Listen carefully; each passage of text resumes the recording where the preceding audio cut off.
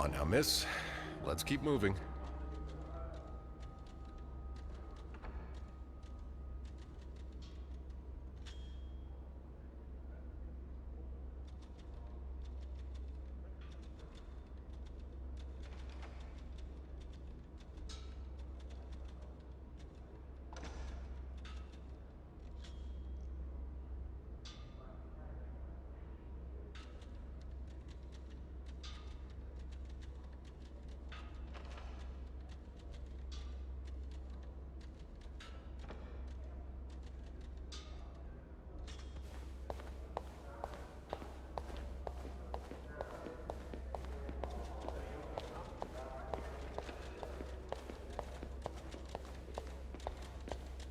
It's on your right. Here.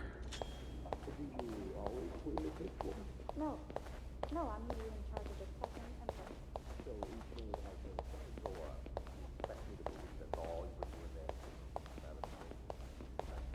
Here we are.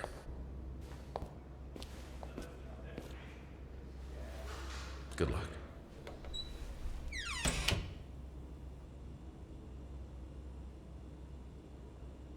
She's all yours, sir.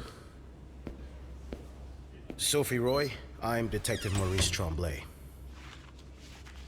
Let's see. 21 years old, working at the Clarendon for over a year. Husband? I'm sorry? Are you married? No, not yet. I live with my mother. She's sick, so I have to take care of her. No father? No. It's always just been me and my mom. All right, Miss Roy. I need you to tell me everything that happened, starting with this morning. Au parc La Fontaine, les filles s'en vont et s'y promènent au bras des garçons qui les entraînent au cœur des buissons où elles étrennent l'amour en saison qui les enchaîne dans un tourbillon de vrai bohème, car dans les frissons naissent toujours les plus belles chansons d'amour. Au clair de la fontaine, j'ai vu dans tes yeux mille couleurs. Quand la claire fontaine s'amusait au jeu de nos deux cœurs. Document's done. Now just a bit of tidying up and I can go on break. Longtemps de ce vieux parc, la fontaine, qui dans tes grands yeux filait un jour la plus belle chanson d'amour. Doux souvenir de ce printemps qui fit fleurir tous nos 16 ans. Chérie, dis-moi, te souviens-tu de cet émoi naissant dans nos âmes ingénues? Good enough.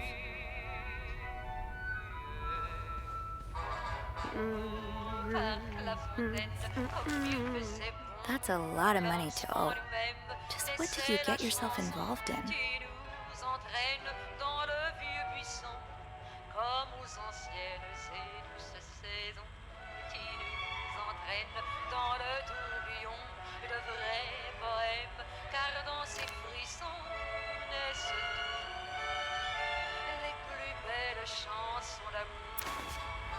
La vie qui nous mène sous les vieux rameaux du temps passé.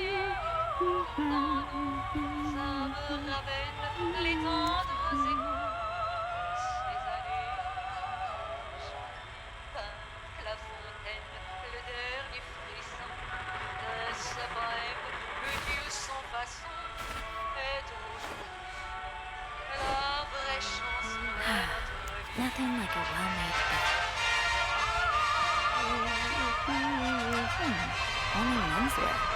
Are you in town for a business trip, maybe?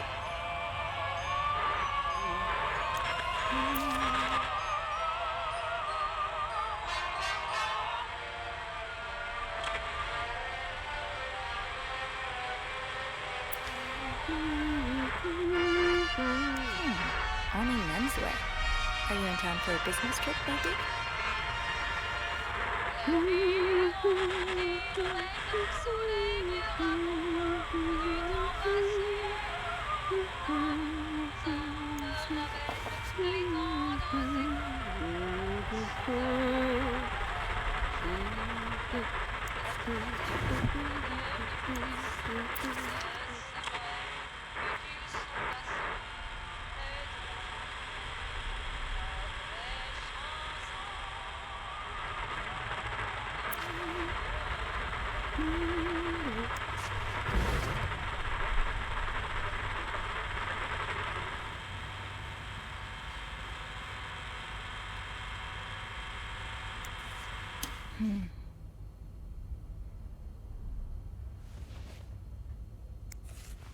I'm guessing you've seen better days, but you're obviously still important to someone.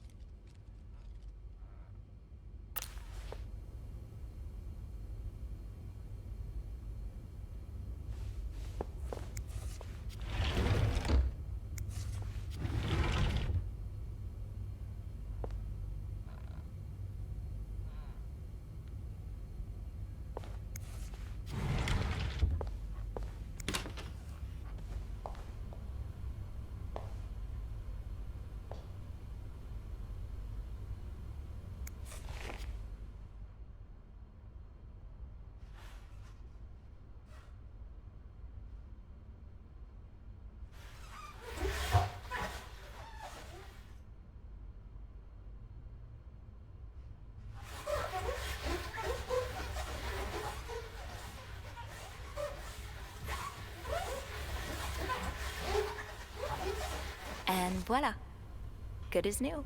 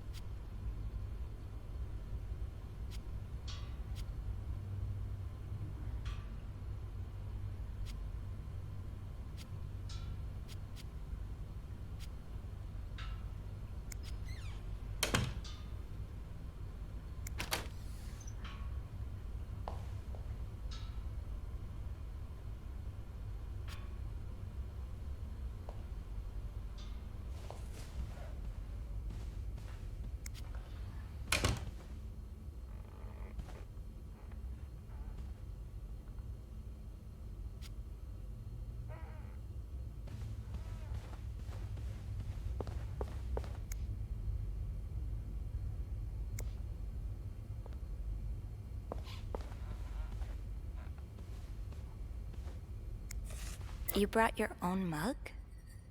Well, I guess ours aren't quite as complimentary.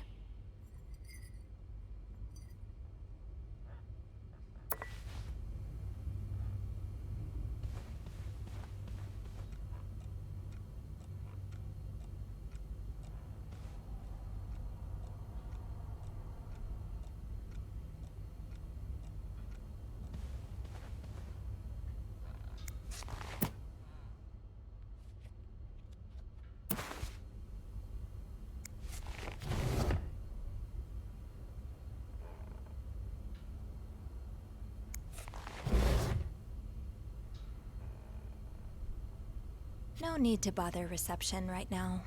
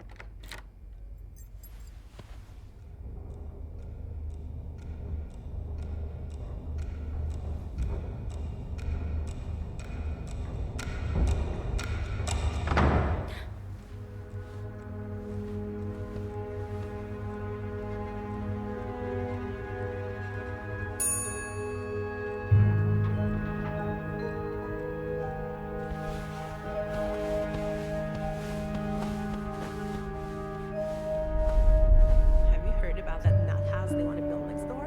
Yeah, it creeps me out. Imagine all the weirdos who'll start hanging around the hotel.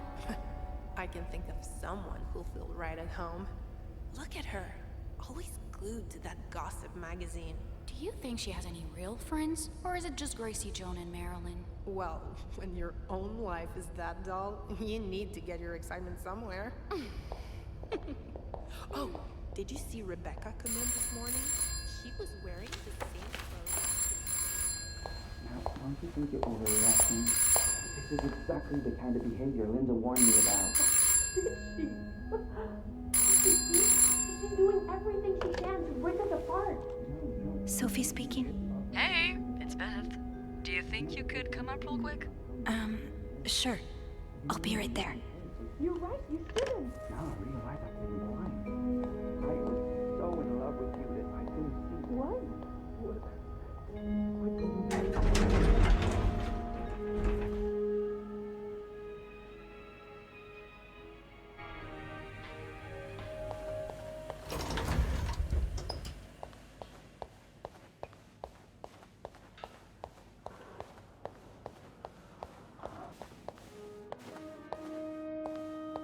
Hey, Beth.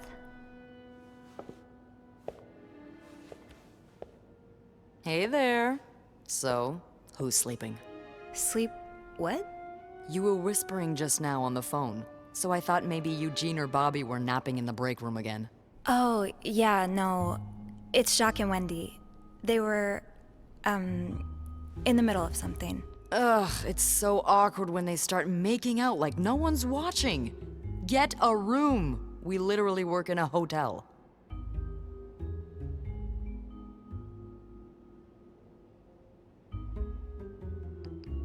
You said you needed me? Oh, straight to business then. Sorry, it's just a busy day. I get it. It's been non-stop for me this morning too. Wanna guess why I summoned you here?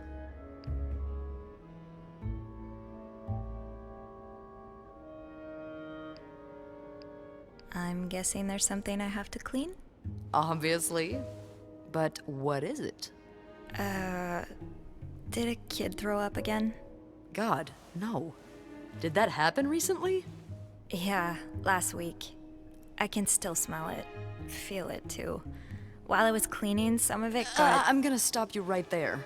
Keep talking and you'll be cleaning up after me too. Oh. Sorry.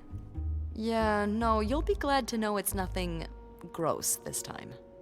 A nice gentleman decided it was time to redesign the lobby and helped us by knocking over that vase on his way out of the hotel. That's it? I would do it myself, but the last time I tried to leave the front desk, Bernard emerged from his lair to scold me about procedures and whatnot. Well, we can't have the beauty of the Clarington Hotel take absence from her throne, can we? Oh, the people would riot. Bernard especially. Bernard's hardly the people. Anyway, I have to get back to work. There's a mop in the supply closet next to Bernard's office, I think. Thanks. I'll see you around.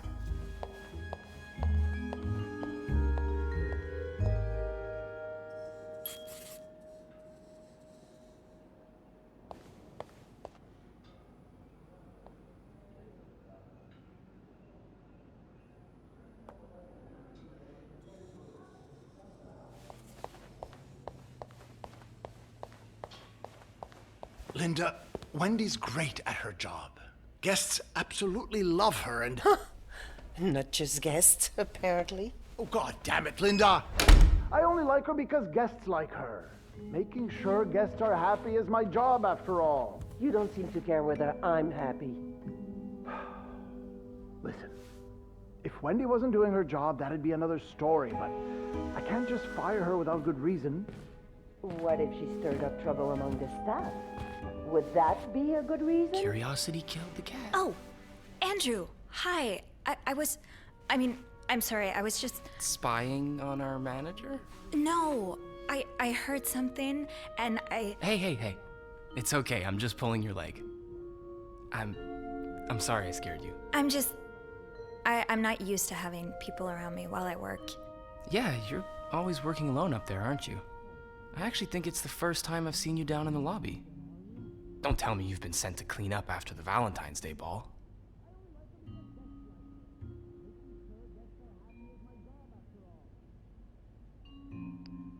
No, Beth called me. A guest knocked over a vase and made a mess in the lobby. Yeah, I saw that catastrophe happen. Just what we need, huh? Well, I'd rather be doing that than cleaning the reception hall with Nicole. Oof. Yeah, I don't even want to see the state of the place after this weekend. I know chocolate fountains are for dipping, but I didn't expect to find someone's shoe in there. How? No idea. You must see plenty of weird stuff too, right? Yeah. What's the weirdest thing you found in a guest's room?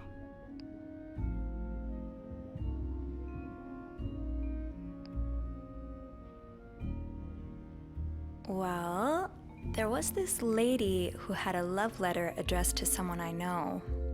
What? No way. Who was it? You. You're messing with me. It was worth seeing your face turn red. Wow, you got me. Oh, I better go help Beth. It's hell here with the snowstorm. It's okay. I need to, Yeah, all right. Take care. You too. As if it wasn't enough having to deal with endless letters of advice from Raymond. Raymond? What does he want? He wants me to lower room costs. Now's probably not a good time to disturb Bernard.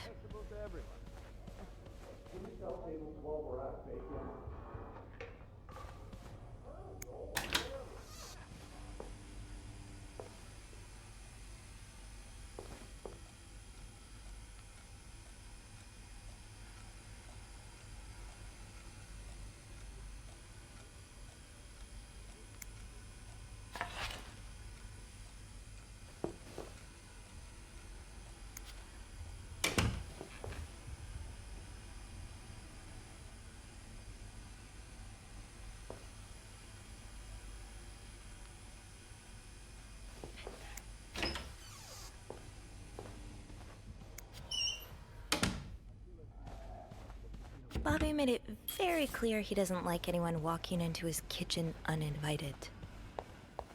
I'm really sorry about that. I'll have a word with our kitchen staff to make sure it doesn't happen again. Well,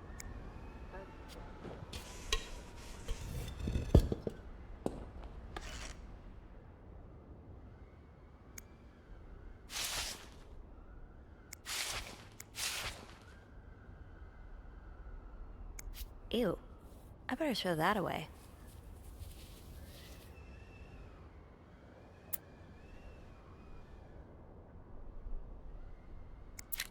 A film roll? The guest must have dropped it when he knocked over the vase. Probably should return it to him.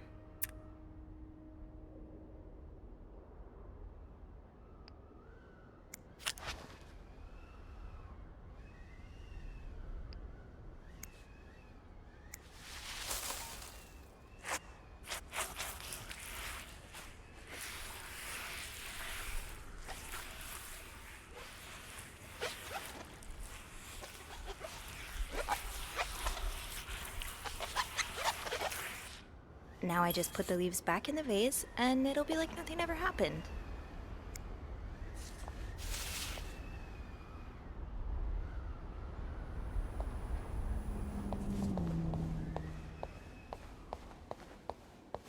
I understand, Mr. Ramsey. I wish I could make the snowstorm disappear. I really do, but sadly, that's not within my power. Beth, who knocked over that vase? Mr. Spade. Mr. Spade? Well, I can check with the airport and let you know when flights resume. Until then... Yes, I know. You've said that already. But...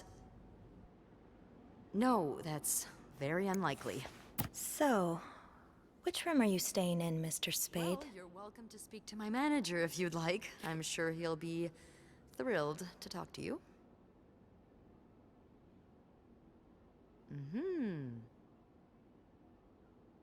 Well, for that, you'd have to talk to my manager's manager. Would you like to contact him? Sadly, he doesn't have a phone. He's a bit of an old-fashioned fella, if you know what I mean. Yes? Yes, certainly. So first I suggest finding a nice little corner where you can kneel down, all right? Then you clasp your hands together and think really hard about just how much you want the snowstorm to end. It may help to repeat his name, too. It's, God, G-O-D. I'm sure he'll be very sympathetic to your plight. Making fun of you, sir. No, I never dare. No, I'm dead serious. If anyone can make the snowstorm end, it's him. Sir? Oh, well.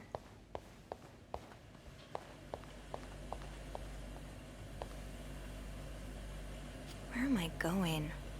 I need to get back to the logbook and find Mr. Spade's room number.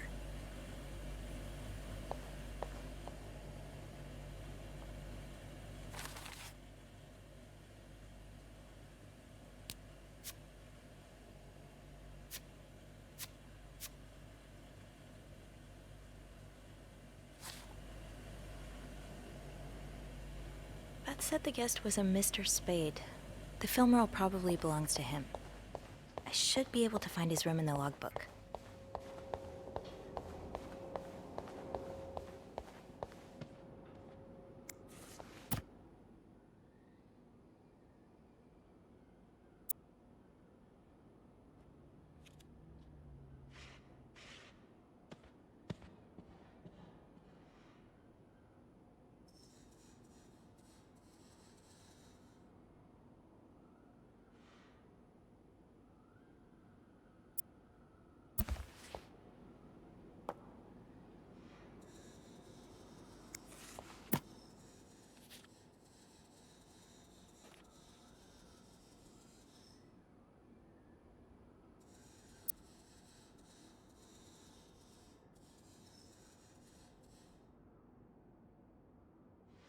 Room 505. Great, that's on my floor. I can return that film roll without going out of my way.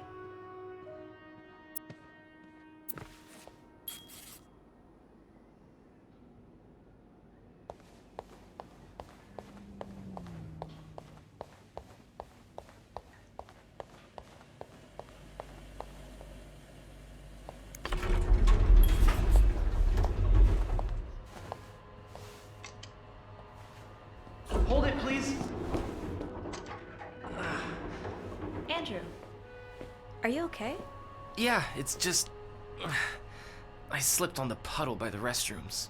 Oh, I'm sorry. I probably should have cleaned that. Oh, no, it's my fault. I should have asked Eugene to repair the leak. Which floor? Oh, 6th. Thanks.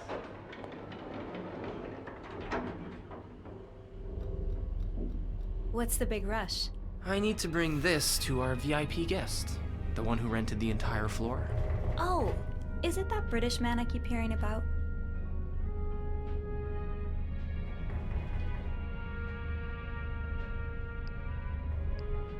Why does he need a bucket full of snow? No idea. I don't even ask anymore. It's just the latest in a long series of strange requests. What do you reckon he'll do with it? Take a bath, maybe? Sometimes I wonder if he's just pulling an elaborate prank on me. Can't you tell me who he is? I've never actually met him. I always talk to his assistant. Only Bernard knows his identity. I do have a suspicion, though. Oh? But I'm not sure I should say it. Can't you at least give me a hint? Okay, let me think. Whew. Saved by the bell. Hey, come on. Don't leave me hanging. Let's just say I like to prolong the suspense. Wait, is that the hint? Who knows? Fair enough. Have fun up there. You too.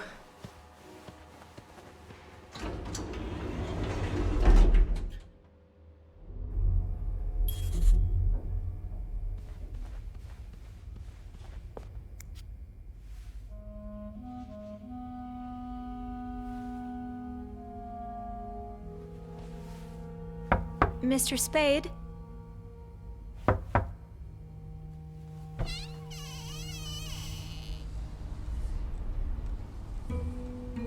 Mr. Spade?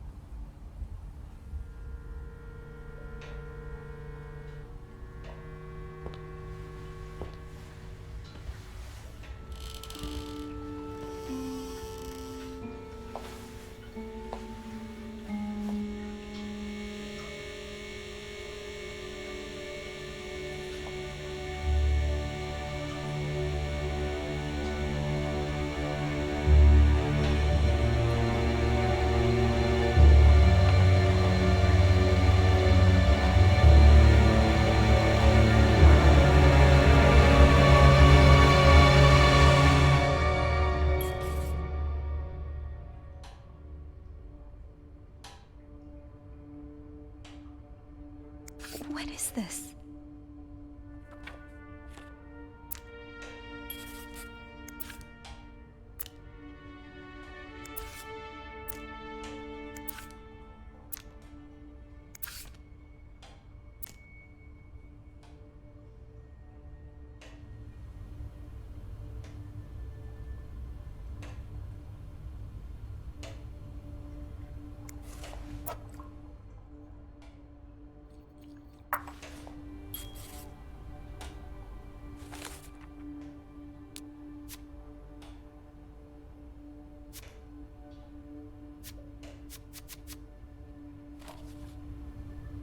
Maybe I should call Beth or Andrew. They'll know what to do. I hope.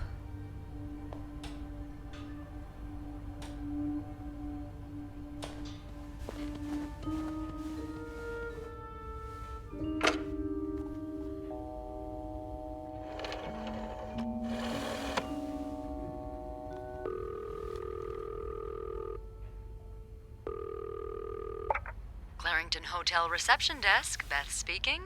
What can I do for you on this very fine day?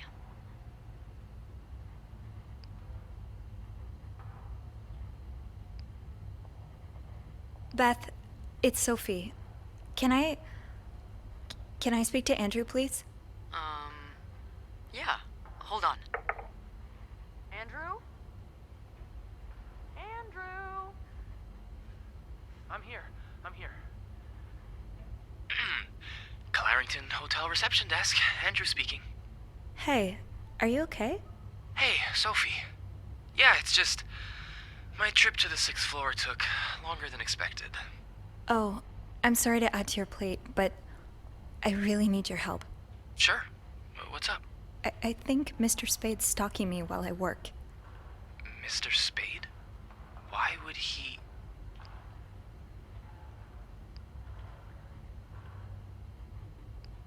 I don't know. He took pictures of me. I found them hanging over the bathtub. He set up a kind of dark room. Jesus. What are you doing in them exactly? I can't believe I'm about to say this, but sometimes when I clean the rooms, I get a little curious and, you know, snoop through our guest stuff. Oh. And Mr. Spade caught you in the act. Yes. I think we should call the police. Whoa, slow down a minute. But... Sophie, there are pictures of you invading our guest's privacy. But I didn't steal anything. I was just snooping, I swear. I believe you. But others might not. With those pictures, it could really blow up in your face if a guest were to complain about missing items.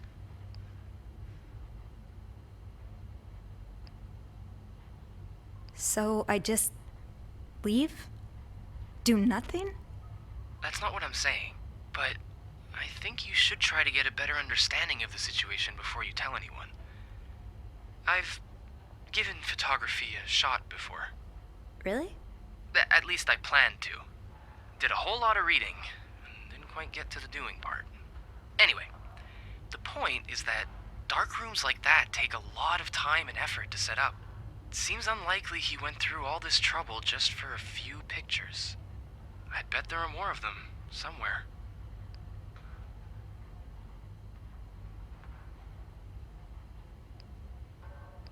Well, I didn't look through the entire room, but there is a safe here. That would certainly be a good place to store pictures. Do you have the safe combination then? I'm pretty sure it's locked. Maybe I can... Give me a sec.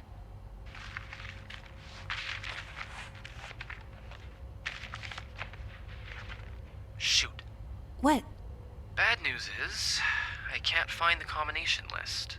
Good news is, we can probably do without it. Most guests write their code down to make sure they don't forget it. So, say you wanted to look for it, I could keep an eye out and call you if I see our mysterious photographer return.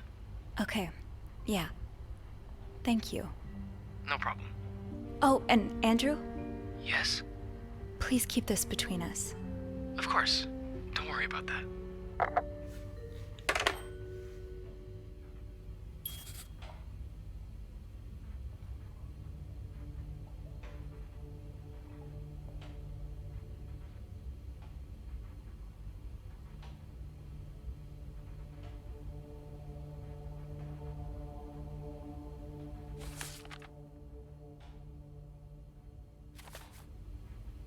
Okay. If reception gave him a code, maybe he wrote it down. Somewhere.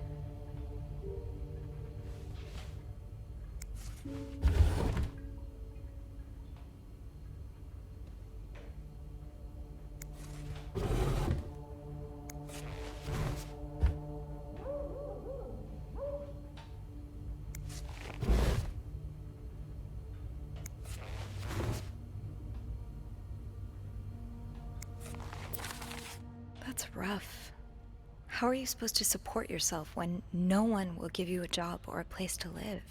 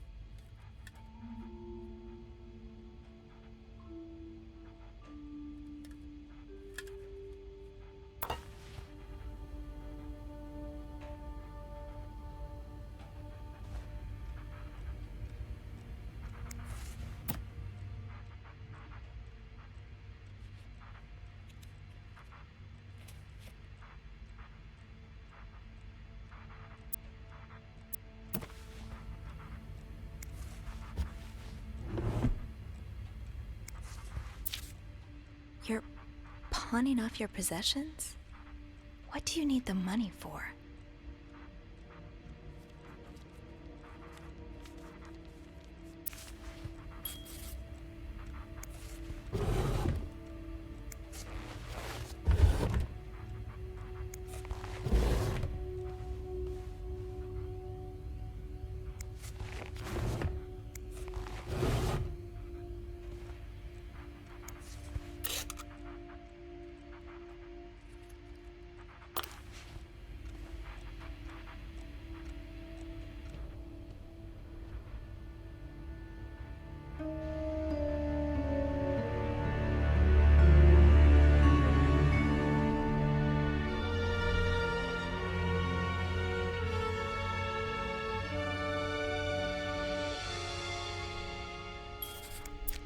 Beaver Lake. I took Mom skating there just a few weeks ago.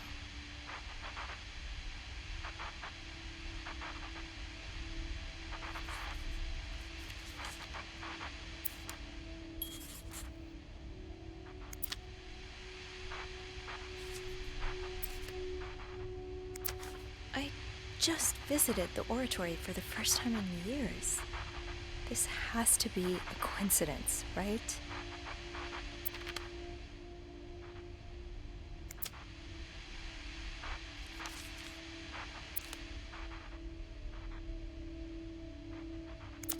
This was the sale where I found that winter jacket that Mom loves. Were you there too? Harry's diner too. Were we ever there at the same time?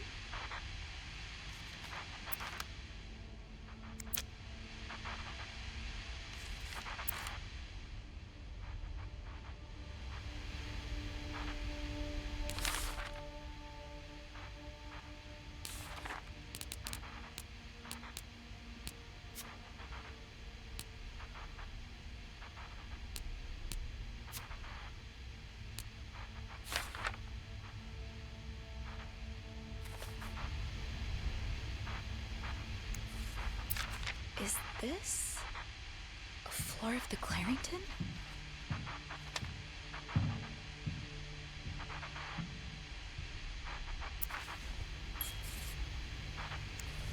Morgan, is that your real name? Why did you check in under Mr. Spade?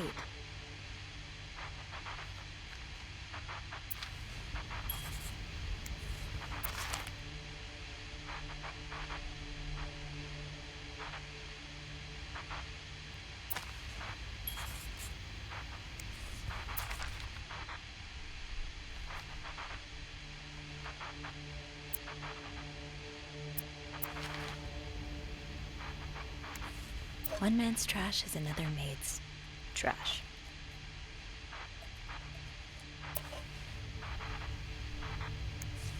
Something tells me you won't be missing this.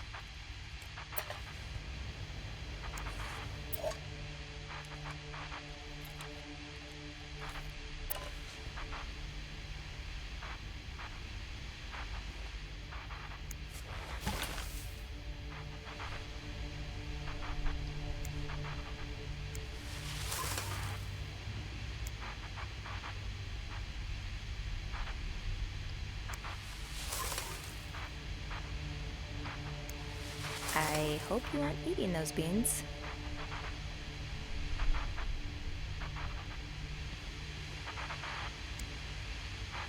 The storm must be getting worse. I hope Mom's not too... request to move to 507.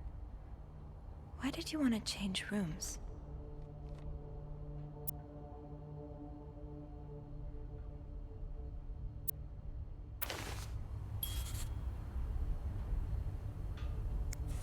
What do we have here?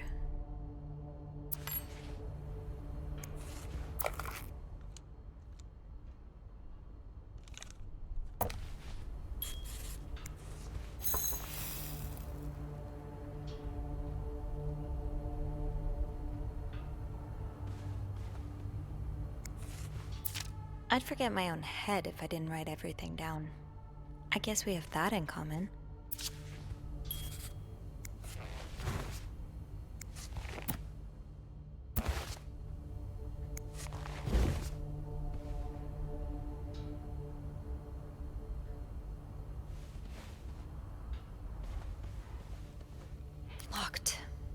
There has to be a key somewhere.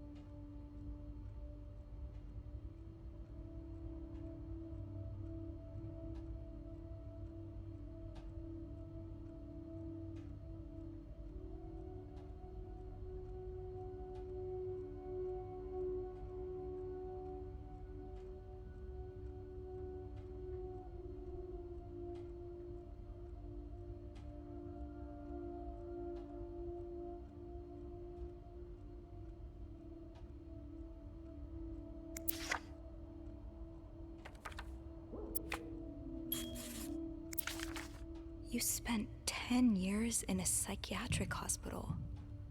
And it looks like you left with a long list of diagnoses and prescriptions.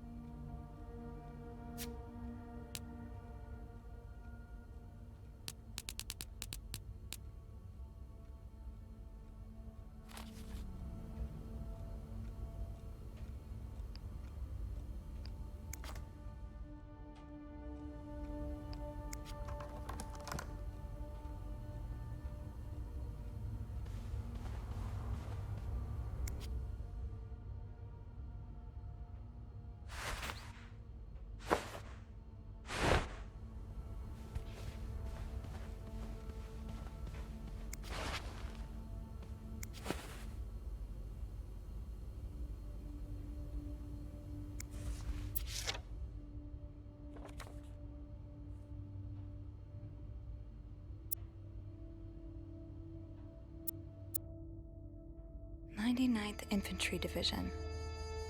99. 99th Infantry Division. 99.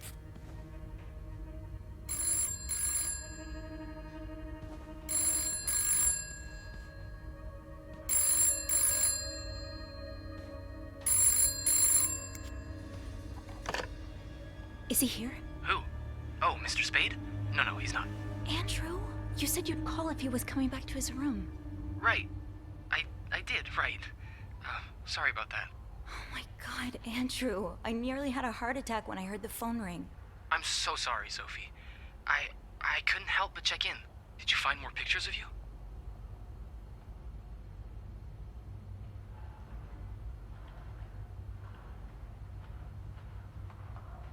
No. But I think I have enough leads to open the safe now. Wow. You're a resourceful gal, aren't you? I have my moments. Well, I'll leave you to it then. Okay, I'll call you back. Please do. And I won't call again unless Mr. Spade returns. For real this time. All right. Thanks.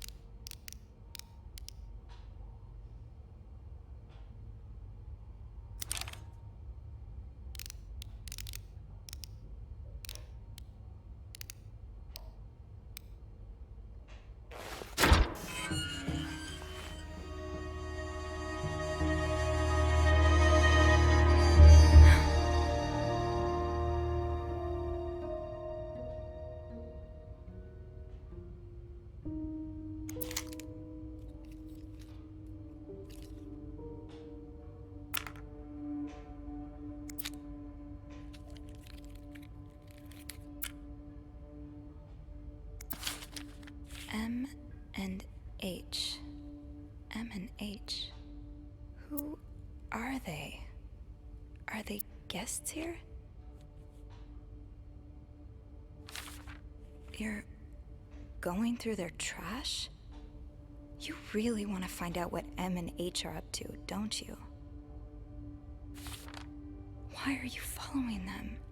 And who's sneaking out at night? So many questions.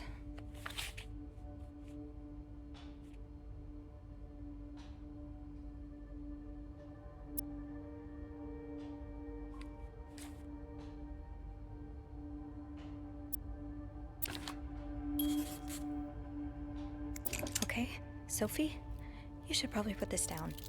Now.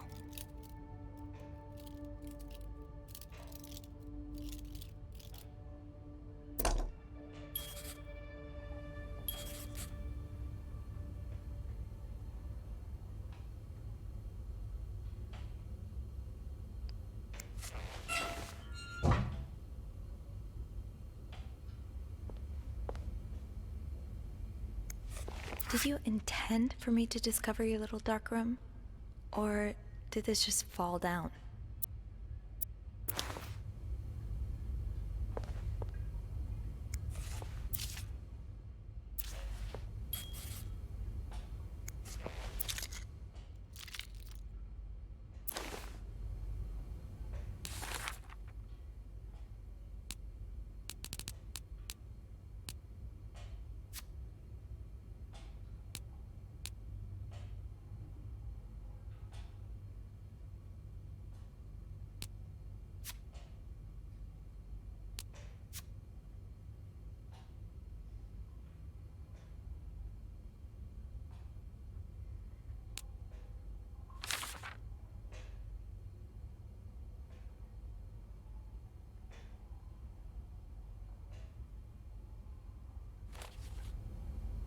M and H.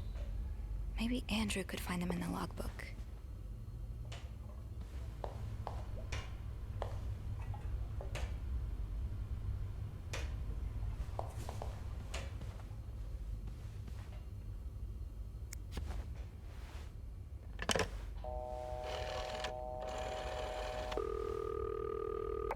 Clarington Hotel reception desk, Andrew speaking.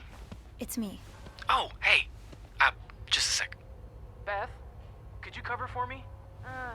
Again? Pretty please? Sorry about that. So, you found anything on Mr. Spade?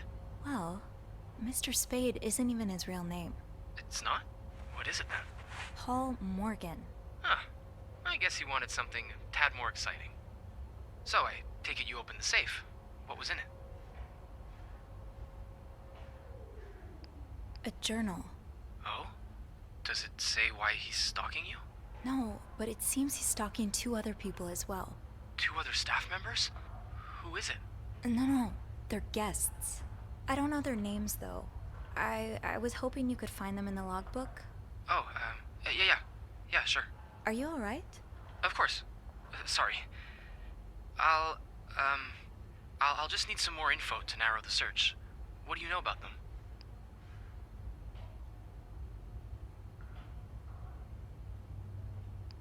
I found out that Mr. Morgan made a request to be transferred to room 507, but it was denied because... That's Mrs. Beaumont's room, right?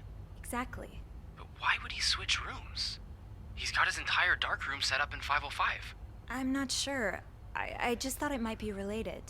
I guess we can keep that in mind, but I'll need a little more to go on. Mr. Morgan refers to them as H and M. It could be initials, or maybe, I don't know, husband and mistress? Oh, I hadn't thought of that. Yeah. Wait a minute. There's a couple staying in room 509. Hector and Marcella Cruz. Hector and Marcella. H and M. My thoughts exactly.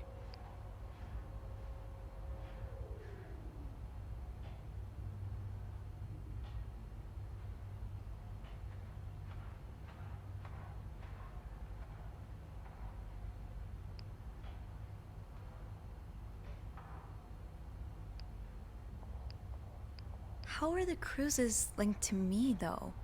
I mean, why is Mr. Morgan stalking us both? That's a good question. What if they're his real target? Maybe you just got in the way somehow. Could he have seen you snooping around their room? When did they check in? Last Thursday. I haven't been in 509 for over a week, so that can't be it. And I'm afraid I'm out of ideas. Do you, perhaps, have room 509 on your to-do list? I do, actually. Would it be wrong of me to suggest you do some... Snooping? I guess that's what I'm known for now. Nah, don't worry. I'm sure we'll find a better legacy for you. I'll call you if I find anything. Watch out, alright? I will. I promise.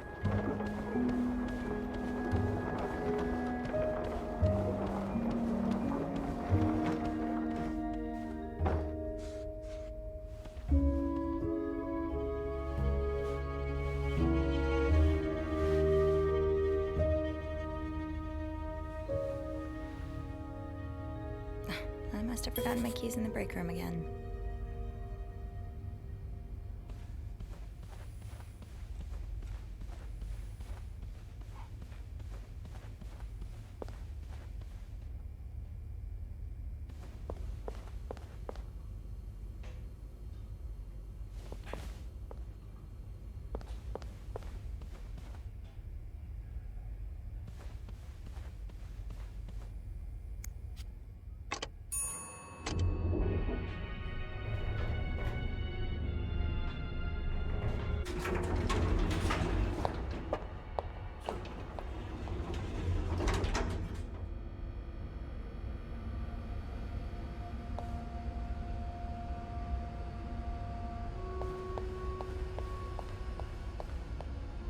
Yeah, Linda's not exactly, my door's always open, come on in kind of boss.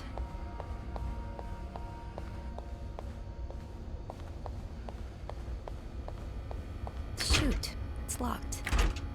I guess I'll have to get Linda's master key instead. It's locked.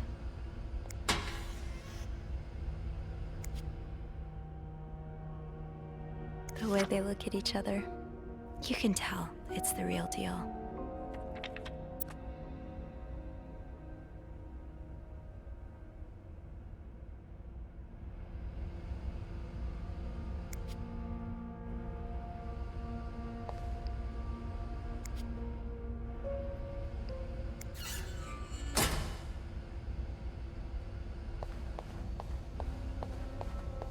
Rebecca's had her hands full lately. I hope she's doing okay.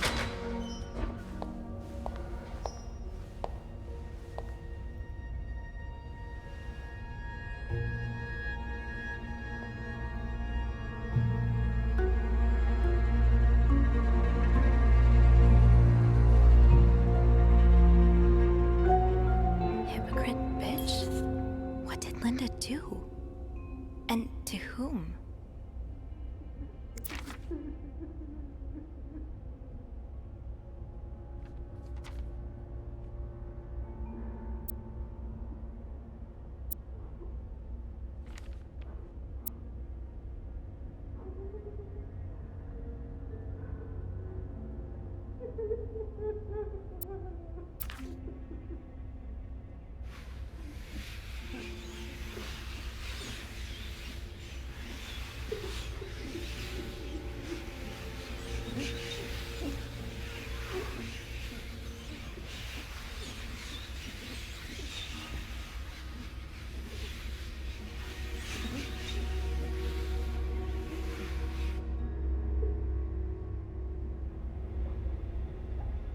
That'll do.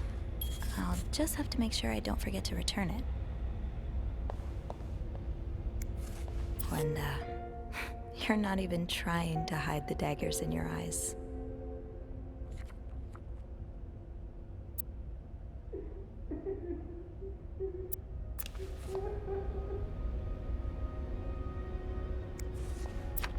If there's anyone to be in a book club with, it'd be Andrew. Maybe I should join this.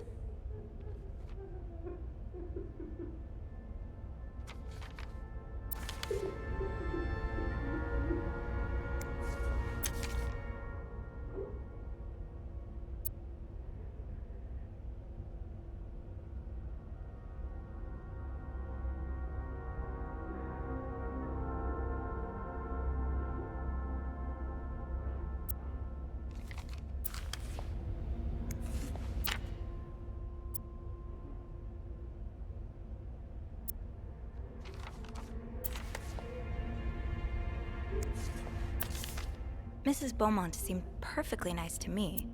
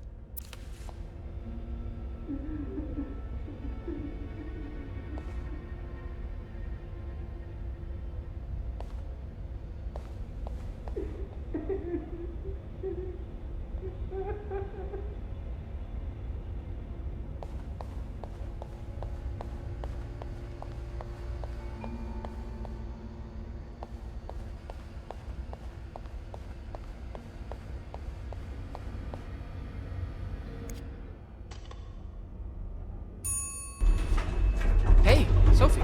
Oh, hey, Andrew. On break already? No, not yet. I have to deliver something to our VIP guest. Again? Yeah, the requests just keep on coming. What about you? Aren't you supposed to be in 509? I'm heading up now. I just had to grab Linda's master key before I could continue our investigation. Ah, gotcha. What a day, huh? Tending to an eccentric VIP guest, discovering, well, what you discovered in 505. Pretty exciting as far as a workday at the Clarington goes. Yeah, that's definitely one way to put it. That's not all, though.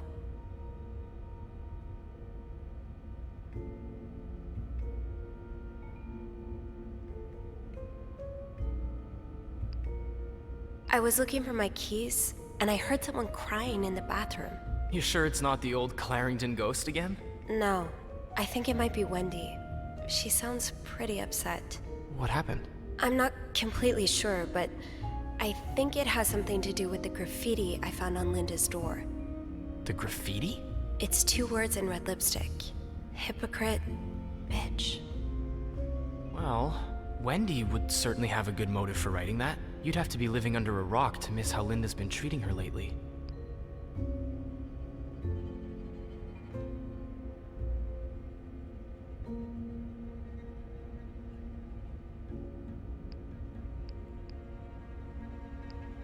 I get Wendy's frustrations with Linda, but vandalizing her door?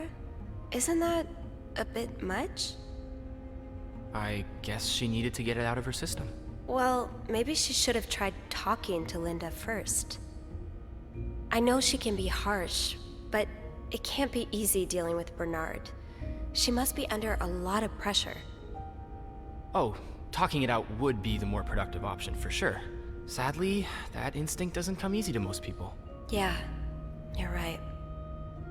Interpersonal conflict makes for a good read, but in real life it can be a bit much to deal with.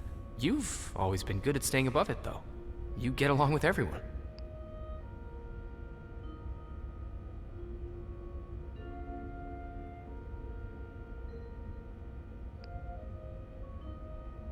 I don't think I get along with everyone, but some people are worth getting friendlier with. Like you. Oh, thanks. I'm glad not everyone around here thinks I'm a complete bore. Wait till Beth hears this. Well, it was nice to chat. Don't let me keep you, though. I have to head to maintenance anyway. Maybe Eugene can help me find the product our guest of honor is looking for. Yeah, we both got a lot on our plates today. I'll be ready and waiting for your updates on H and M. Take care. You too.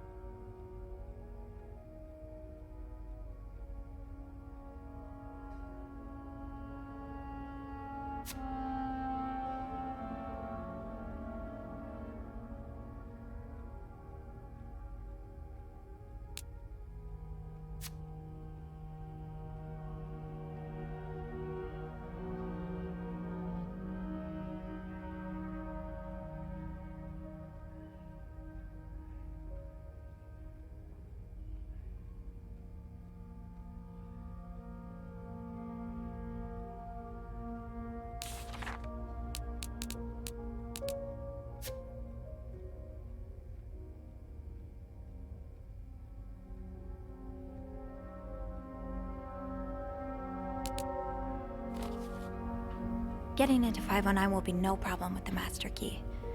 Let's get to the bottom of all this.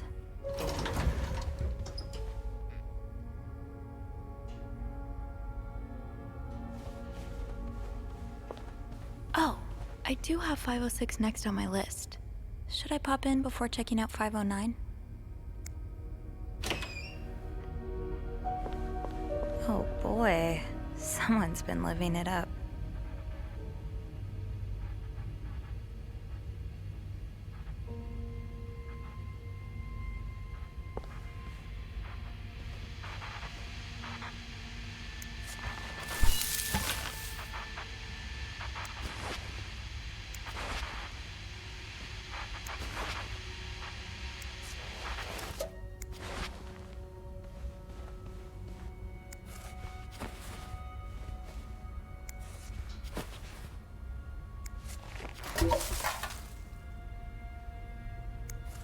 Not exactly a cherished gift, if you just left it behind like this.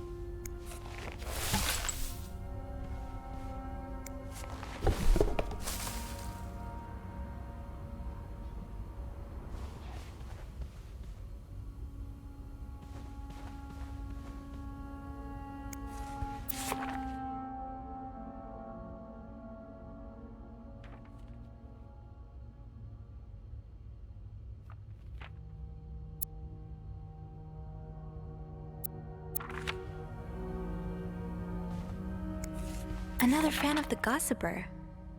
I never did finish that article from this morning.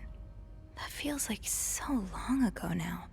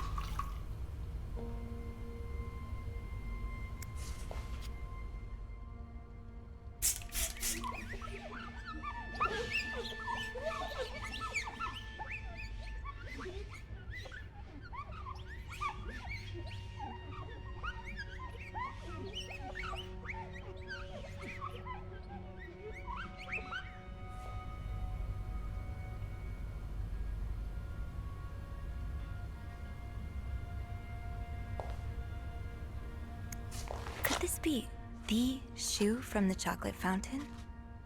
I can't wait to tell Andrew.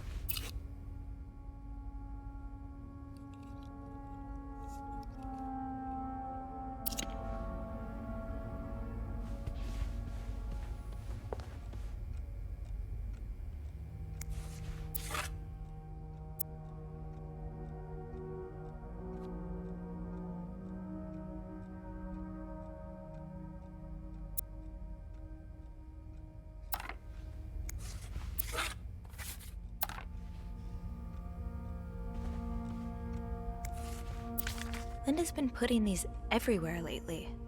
It's weird that Bernard allows it.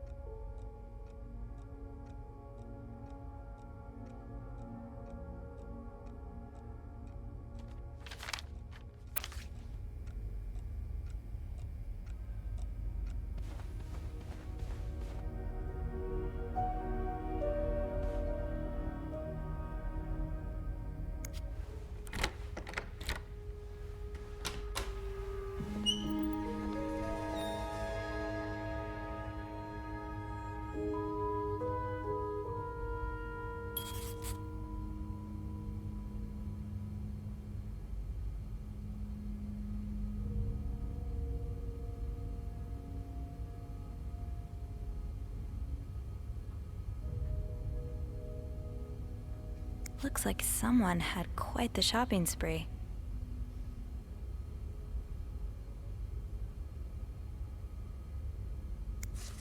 More work for poor Rebecca.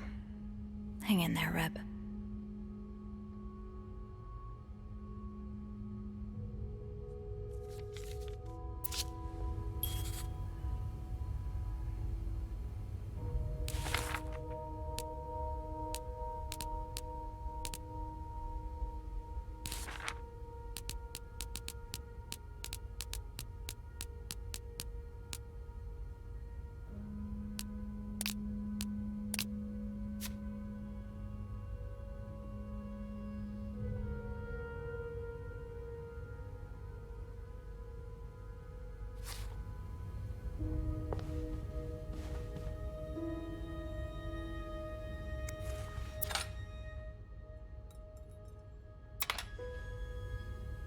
I'll hold off on throwing this out just yet.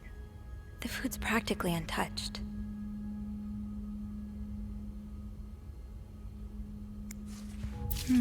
What were you apologizing for?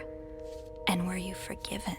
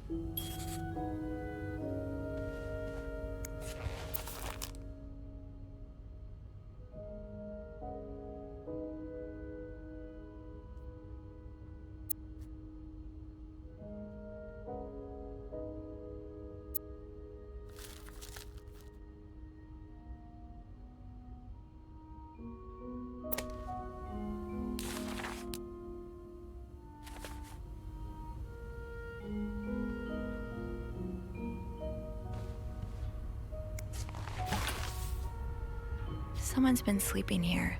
I should leave it as it is. Wow, you look like a couple out of a magazine.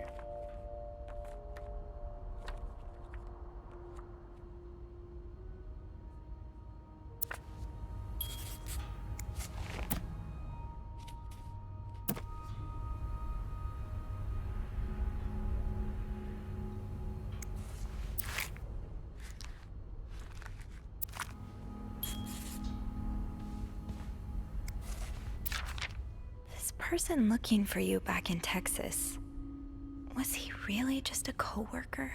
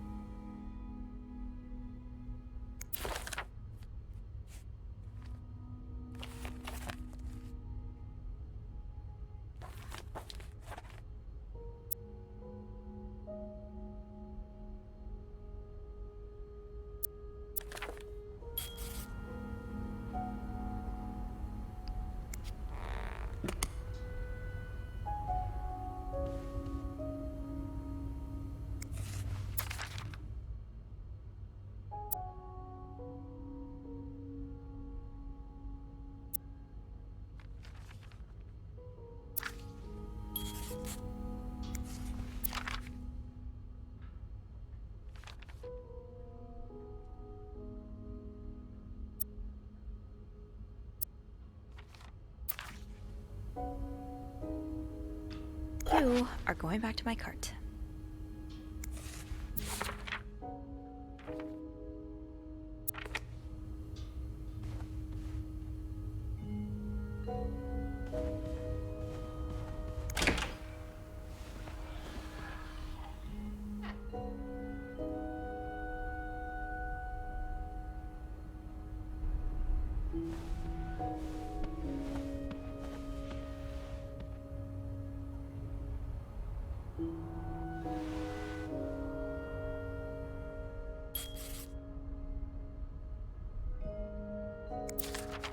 Mrs. Cruz got her personal information stolen. Is Mr. Morgan behind it?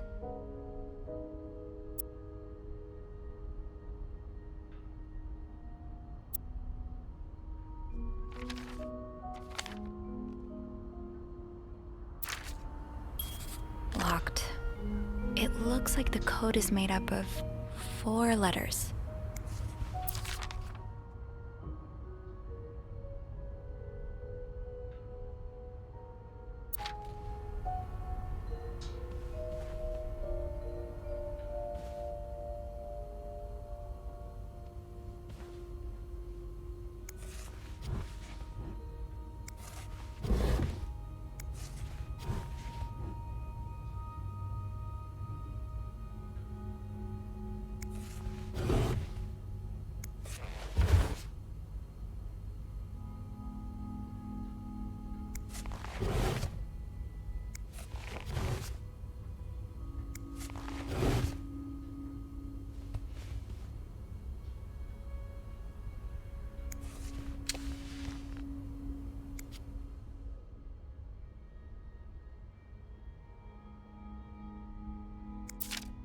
Am I reading this right?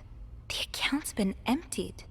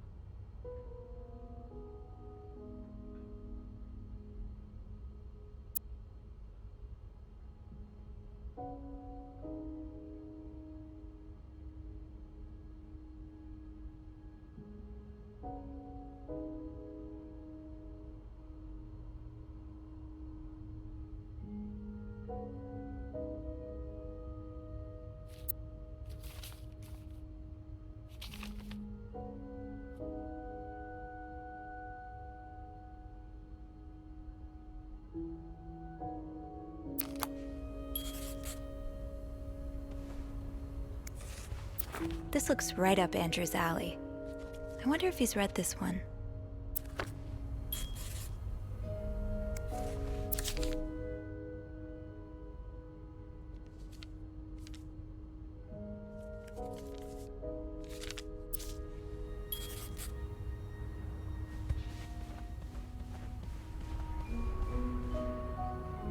Locked. It looks like the code is made up of 4 letters.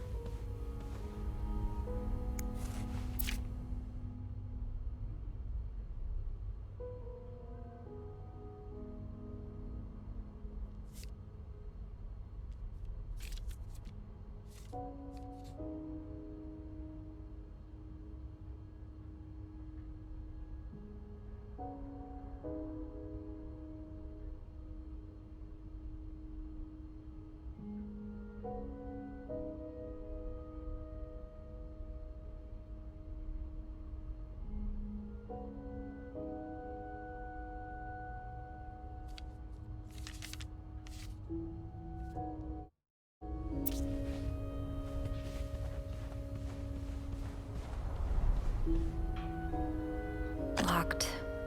It looks like the code is made up of 4 letters.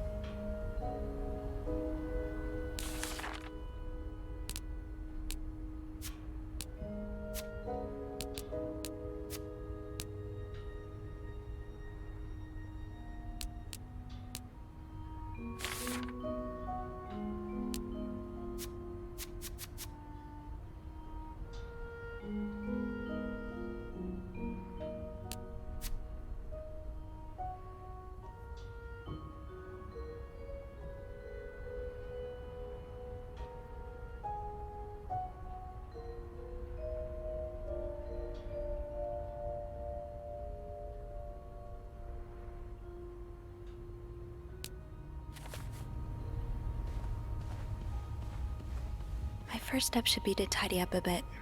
Searching a clean room is easier than searching a messy one.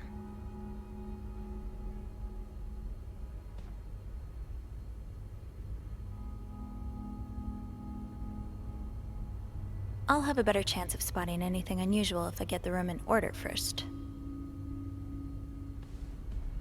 Someone's been sleeping here. I should leave it as it is.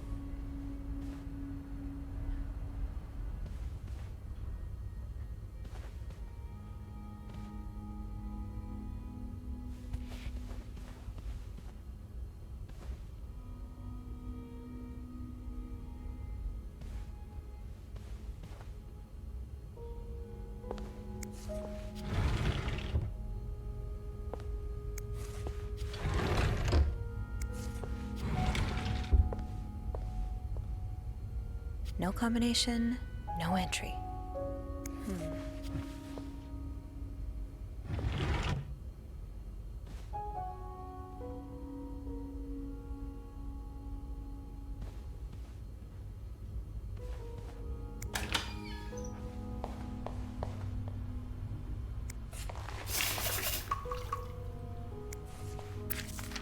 These are lovely. I wish you'd had more confidence in yourself.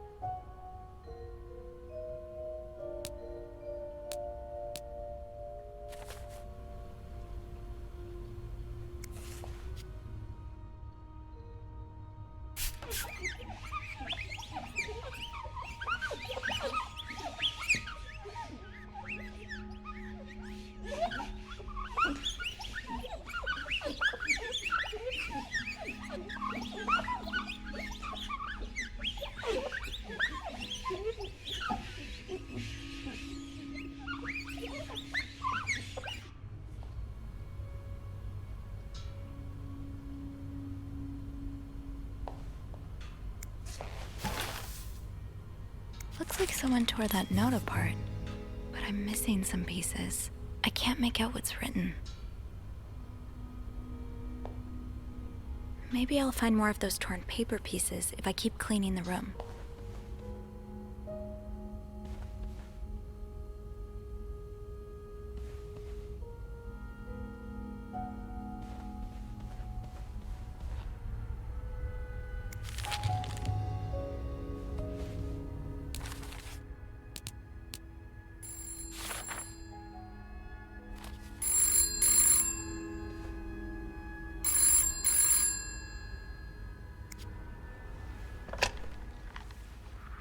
Hello?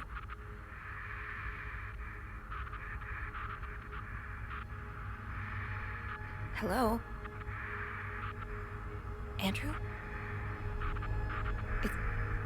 Is that you?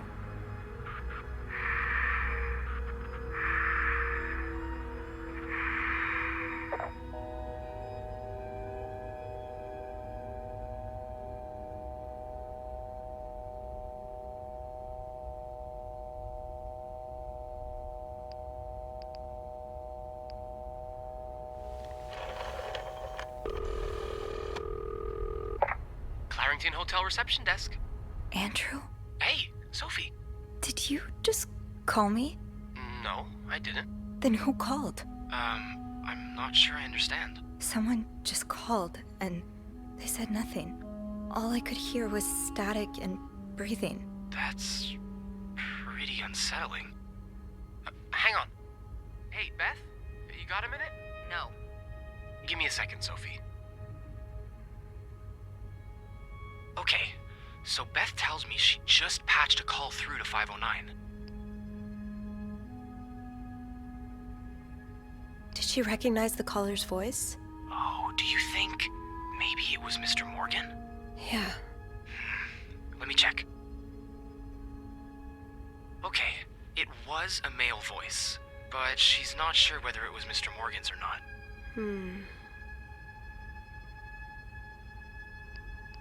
Did she notice anything else? She says it sounded like a bell rang in the background, like an elevator bell. So she assumed whoever was calling was one of our guests. You didn't see Mr. Morgan come back to the hotel, did you? No. I get why you're on edge, but I don't see any way he could know you're in 509. I haven't spoken to anyone about this. I know you didn't.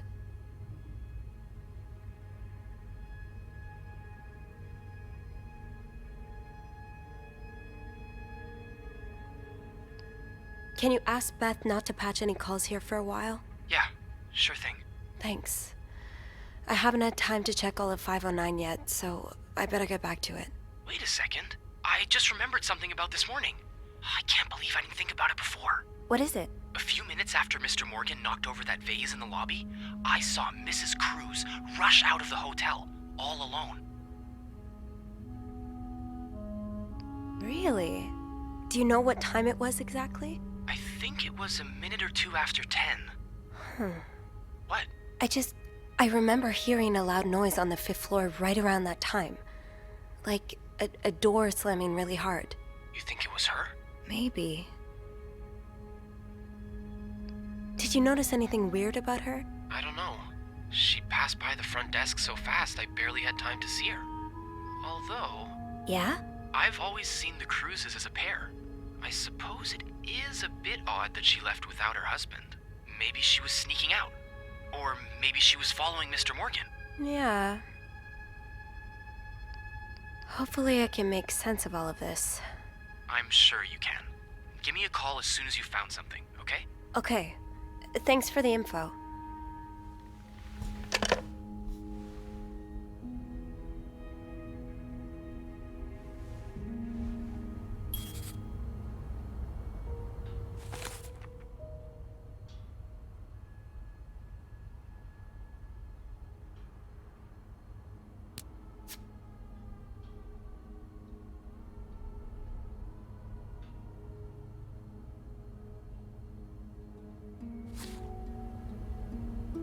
Where could the rest of that note be? Should I check the other garbage cans, maybe?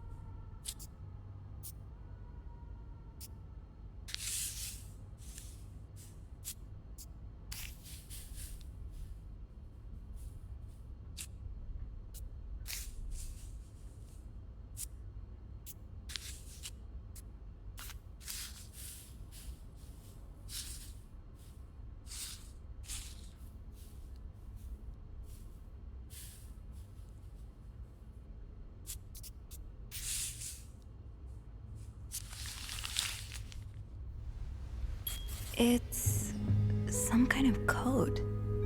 Could I break it?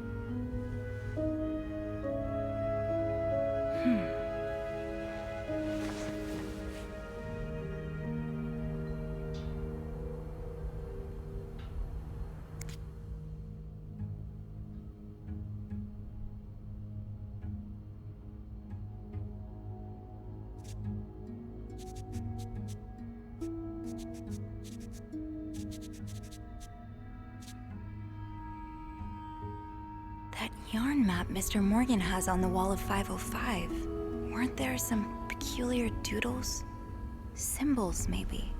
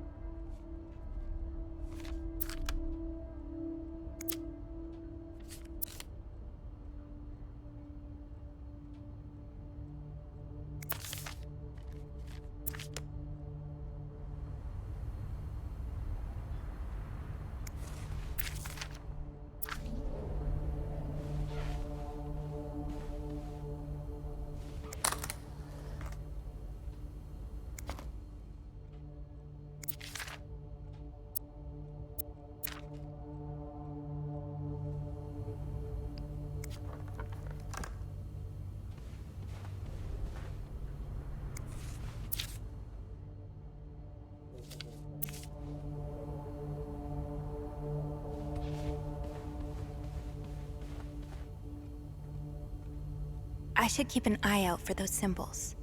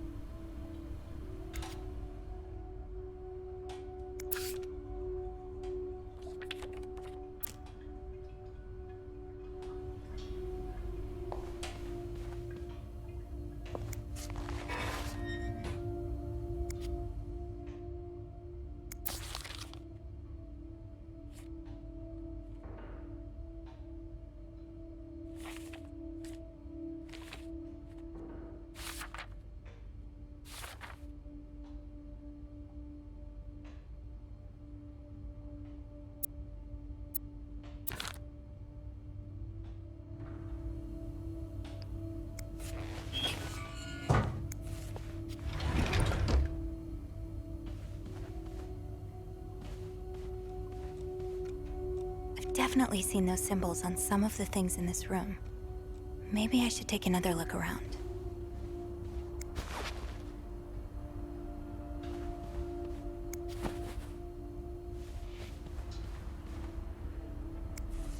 Oh.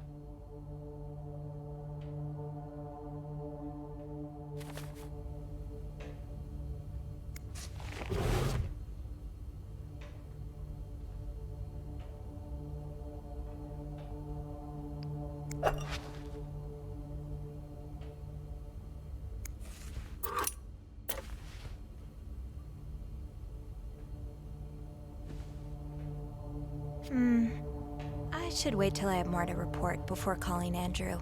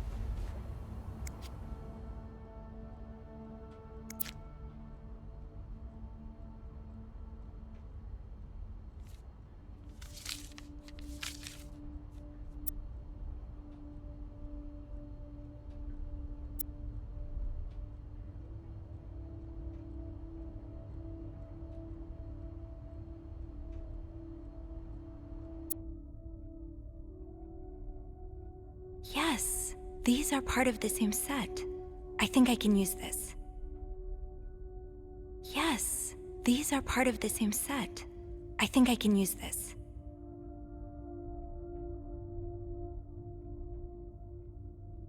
Yes, these are part of the same set. I think I can use this. Yes, these are part of the same set. I think I can use this.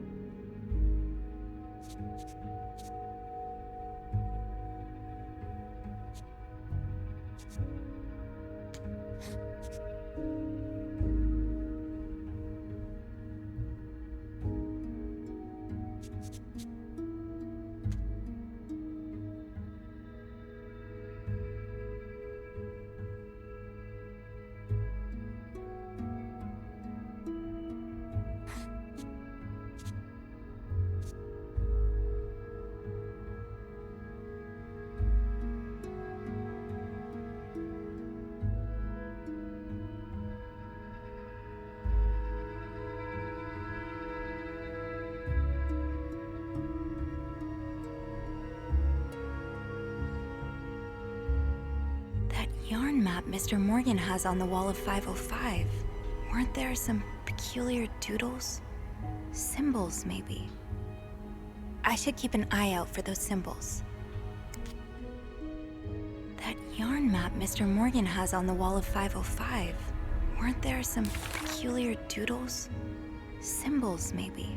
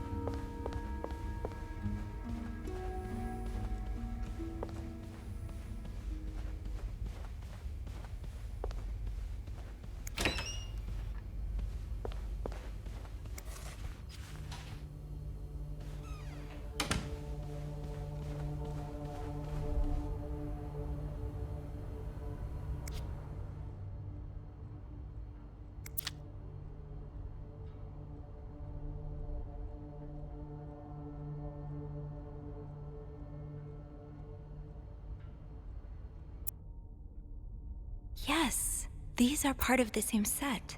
I think I can use this.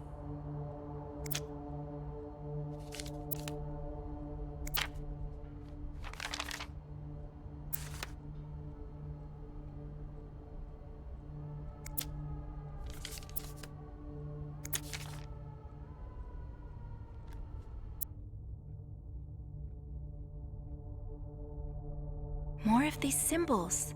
Just what I was looking for.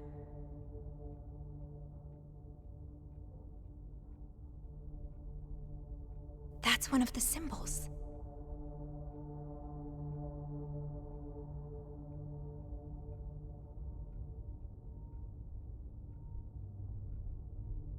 More of these symbols. Just what I was looking for.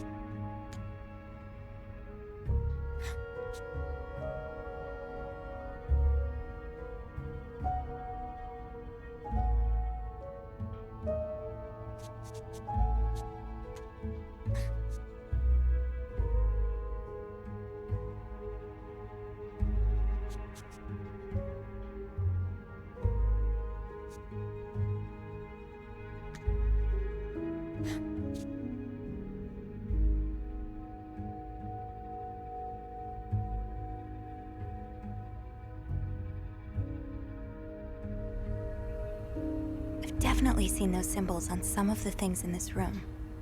Maybe I should take another look around.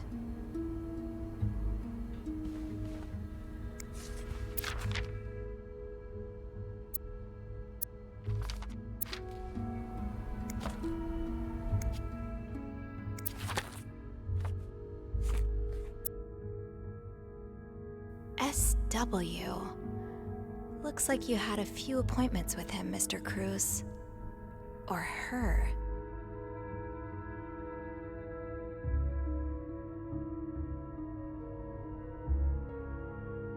SW. Looks like you had a few appointments with him, Mr. Cruz. Or her.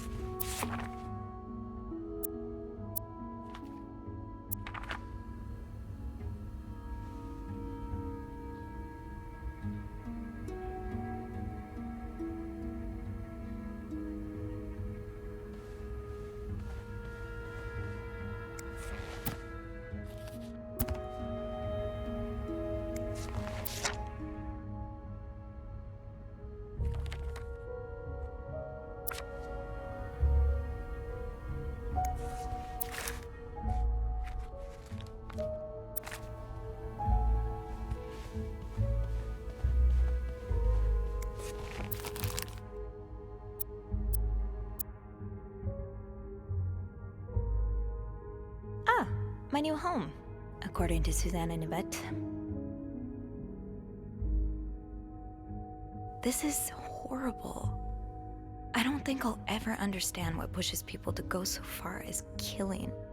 Wouldn't be surprised if everyone's a little bit more on edge today. Bad weather has a way of doing that. I'm not sure how the children are affected by what goes on at a bar on a Friday night. But I'm no lieutenant, so...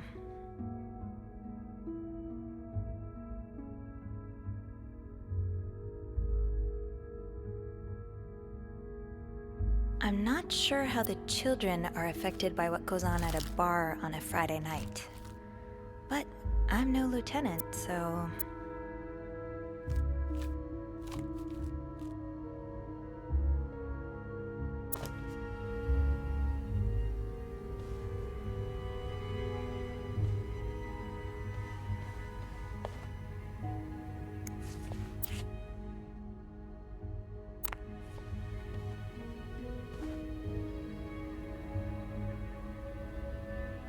I'll hold off on throwing this out just yet. The food's practically untouched.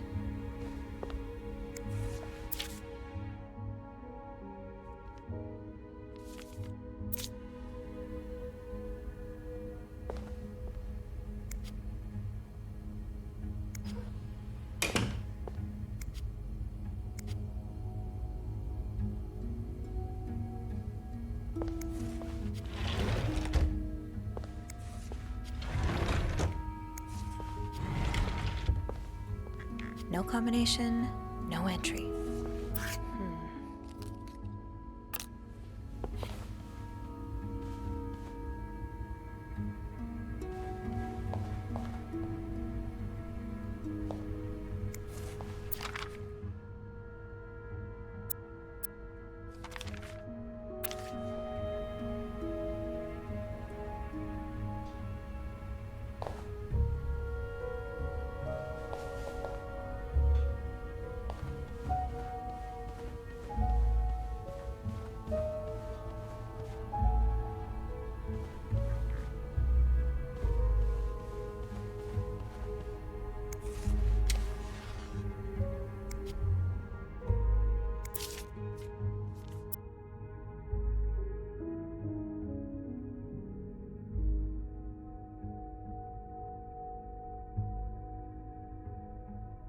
Aha!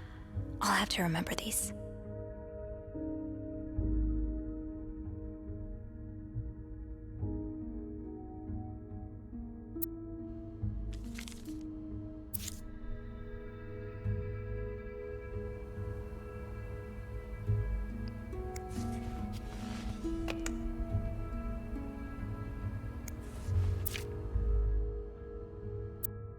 More of these symbols.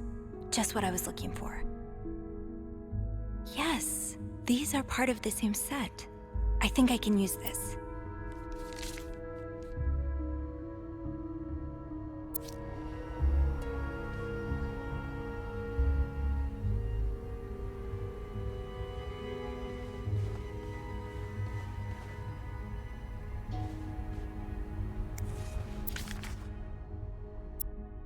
Oh, these symbols match some of the ones on the torn message. That's one of the symbols.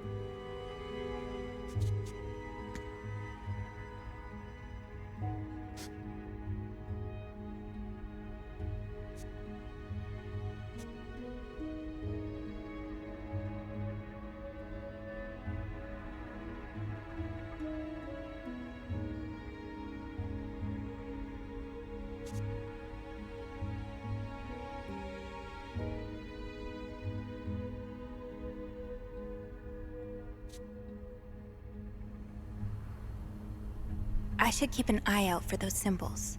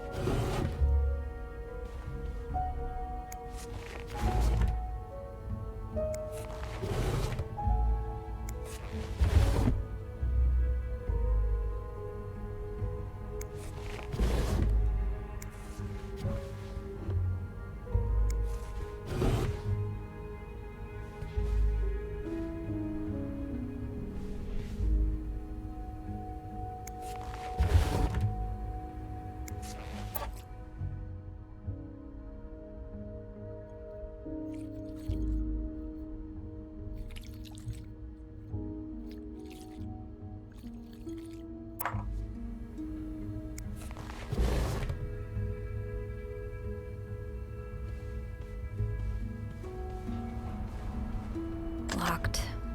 It looks like the code is made up of 4 letters.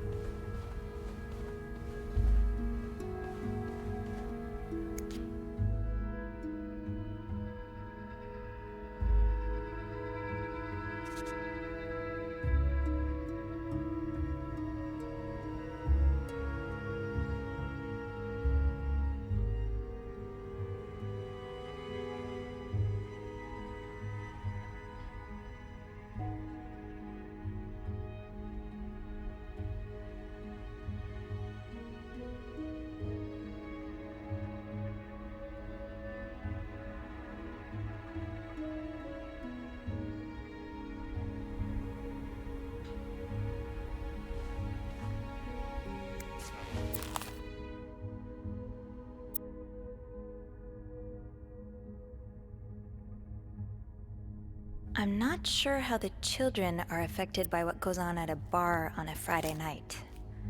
But I'm no lieutenant, so... I'm not sure how the children are affected by what goes on at a bar on... Ah! My new home, according to Suzanne and Yvette. This is horrible. Wouldn't be surprised if everyone's a little bit more on edge today.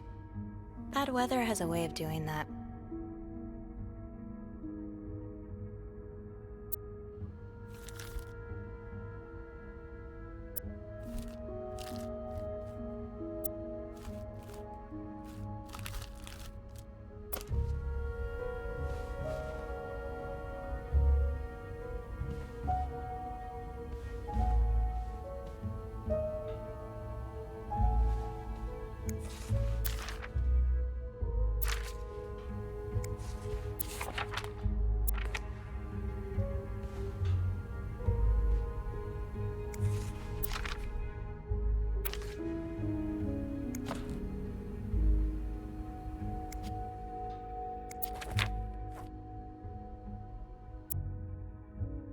SW. Looks like you had a few appointments with him, Mr. Cruz. Or her.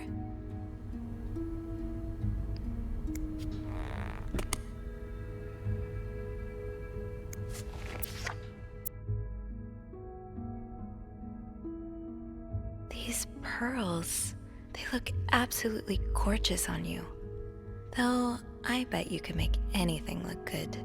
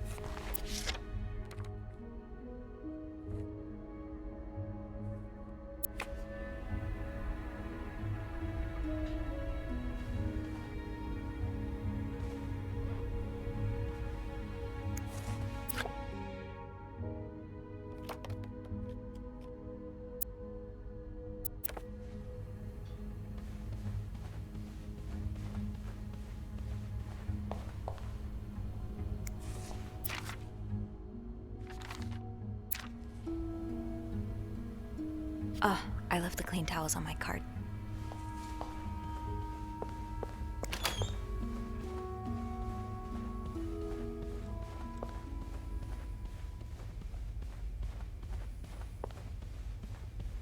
I've definitely seen those symbols on some of the things in this room. Maybe I should take another look around.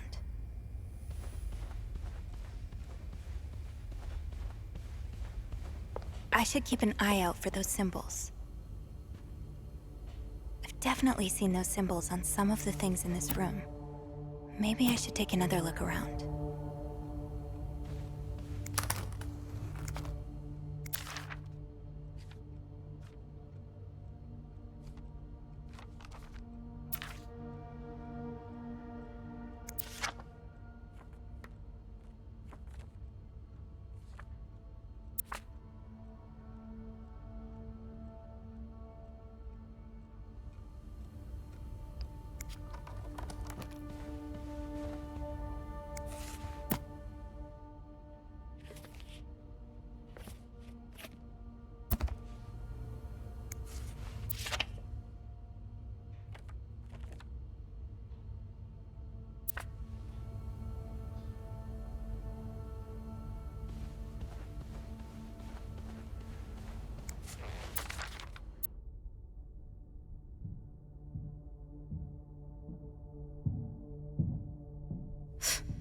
Who knew Bernard could be nice?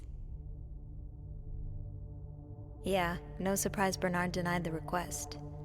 Mrs. Beaumont's been here so long, we could probably just put her name on the door at this point.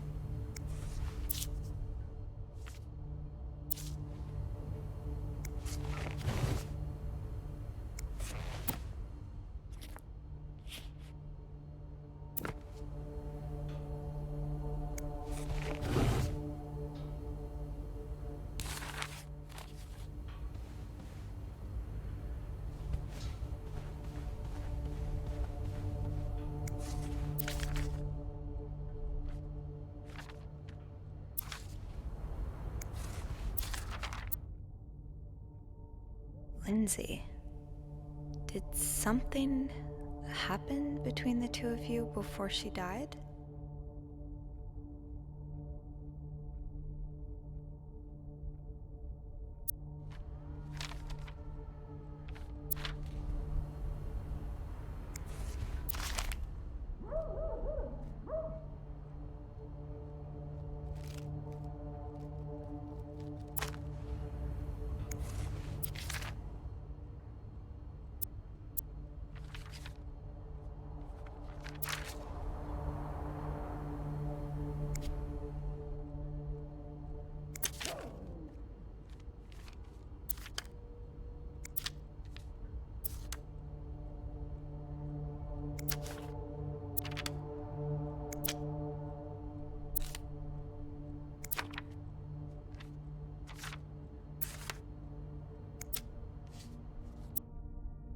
Yes, these are part of the same set.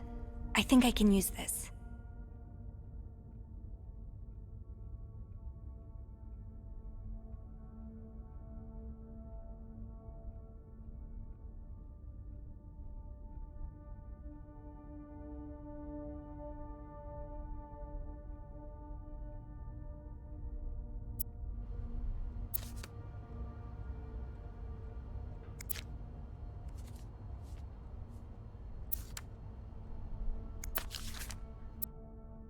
More of these symbols. Just what I was looking for.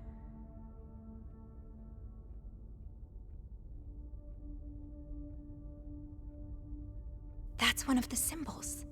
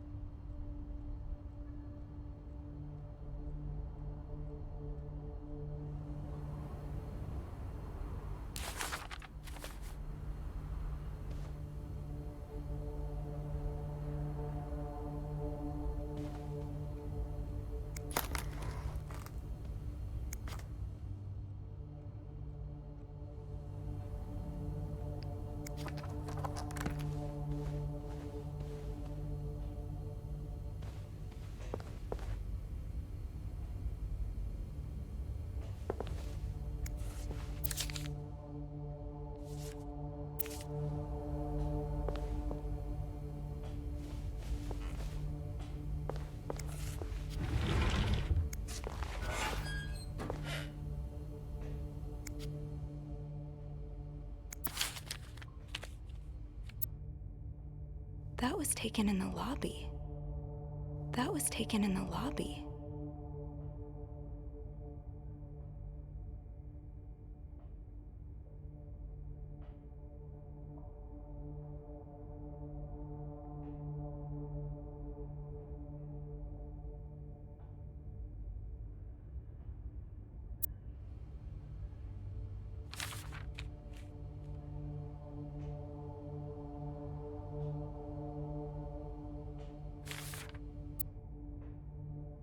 This looks like Beaver Lake.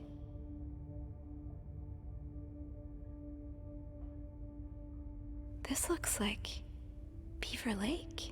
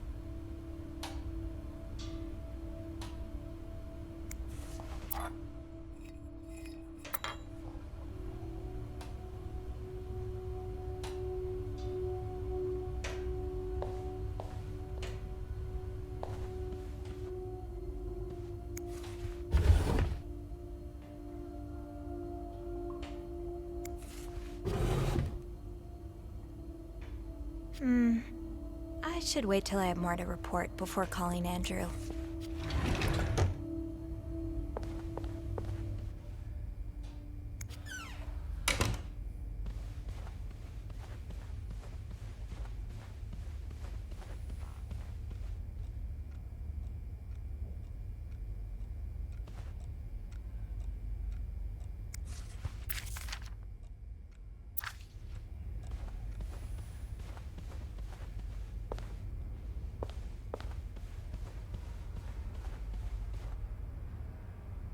Looks like plaster for the renovations.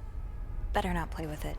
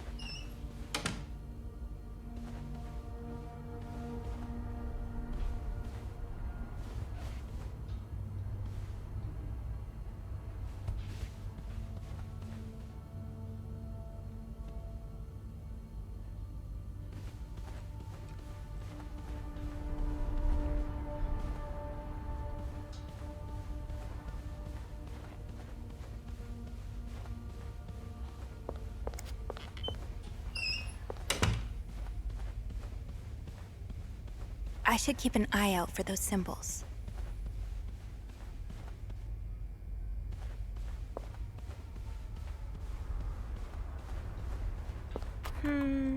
I think I have all the supplies I need. What's in there? Ugh, must be mice feces or something. What's in there? Ugh, must be mice feces or something.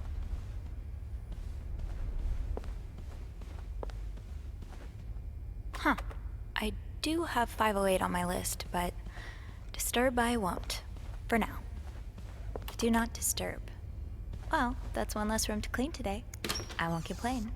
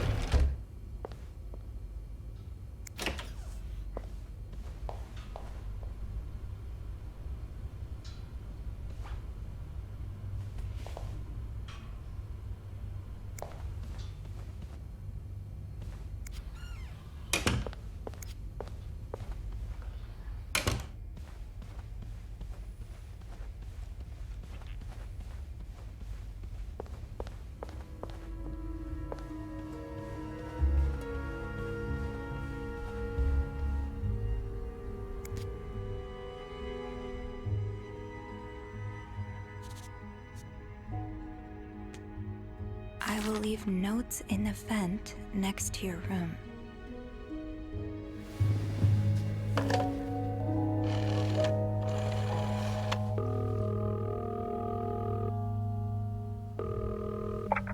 Clarington Hotel reception desk. Andrew speaking. Hey, Andrew. It's me. Sophie, did you uncover anything in 509? I did.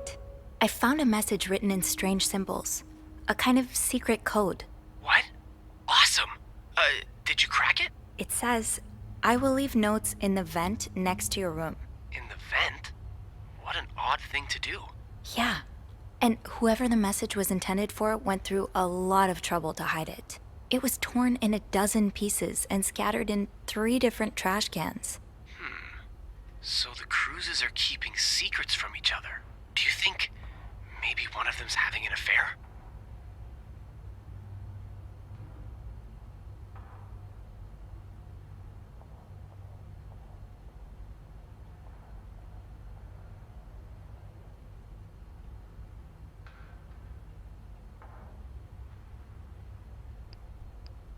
I don't know. It really looks like blackmail. Blackmail? What makes you say that?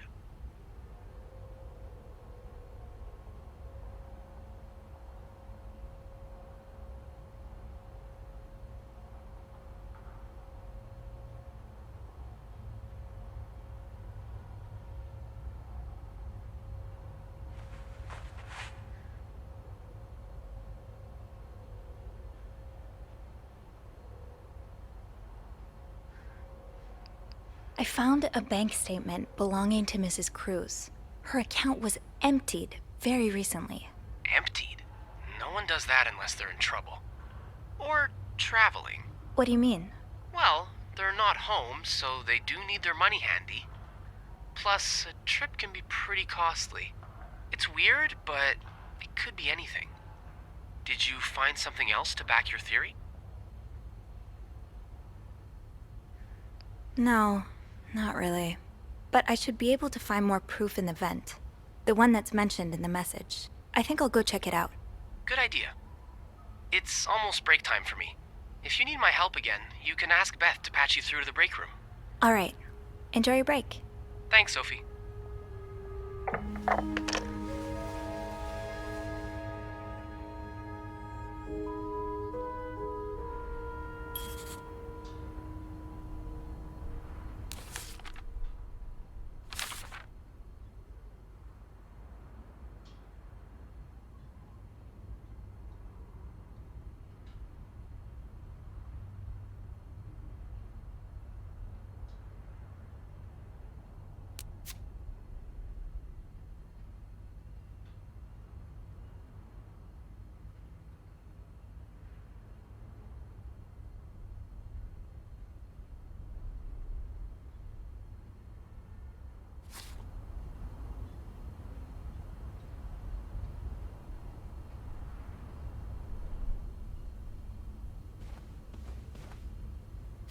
The message said next to your room. So it has to be a vent in the corridor.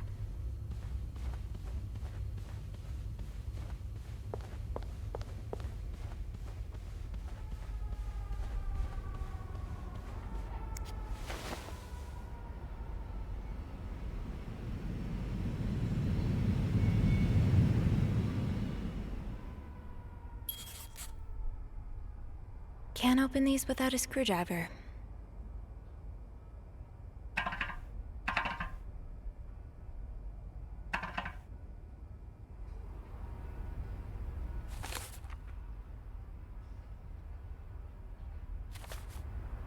I might be able to find a screwdriver in the janitor's closet.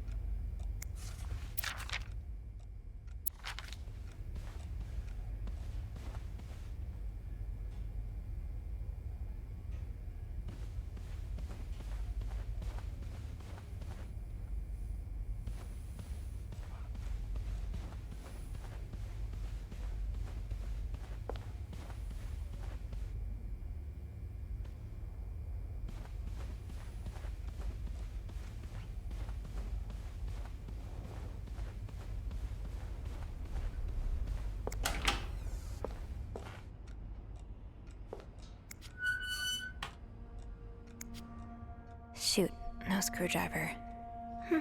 What's life without a little challenge?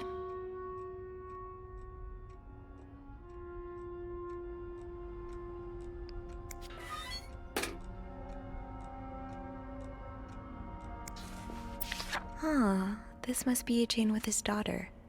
He looks like a caring father.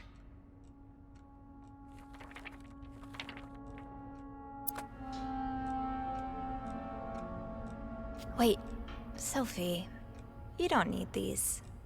Be careful. It's a slippery slope towards becoming a hoarder.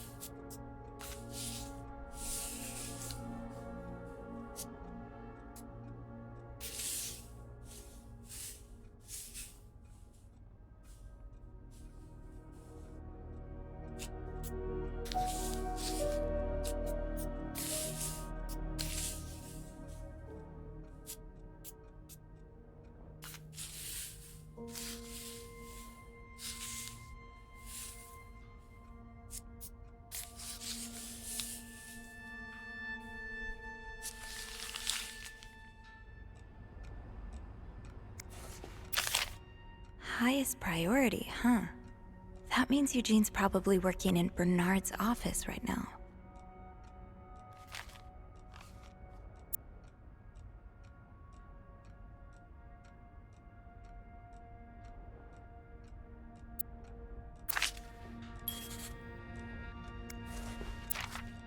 It sounds like Eugene asked Bernard to stop opposing the construction of the new psychiatric hospital.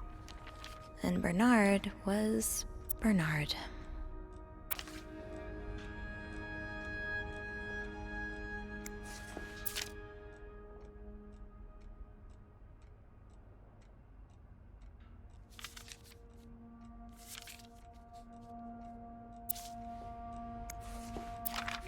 Oh, Eugene.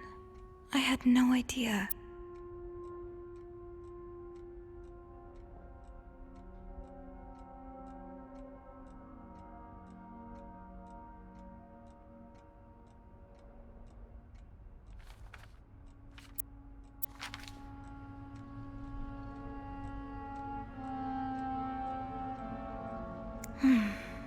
I've never seen two people more suited for each other. I hope they work things out. They need to. Eugene's a pro at fixing the fuse box whenever there's a power outage.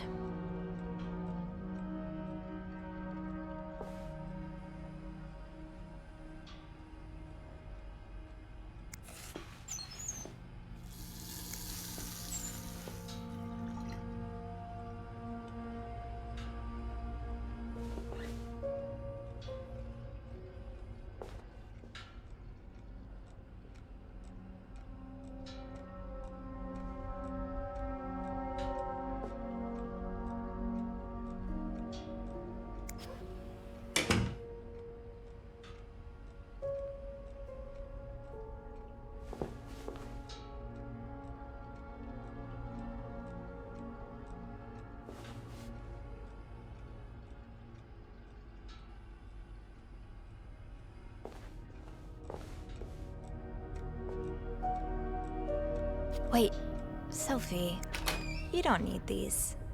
Be careful. It's a slippery slope towards becoming a hoarder.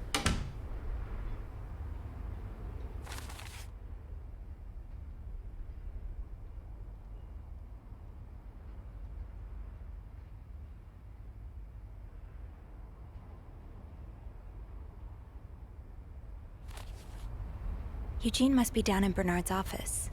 I should go ask him for a screwdriver.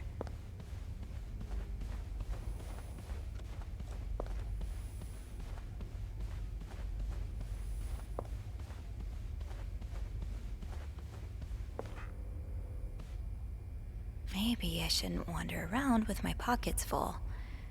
Is there anything I can put down?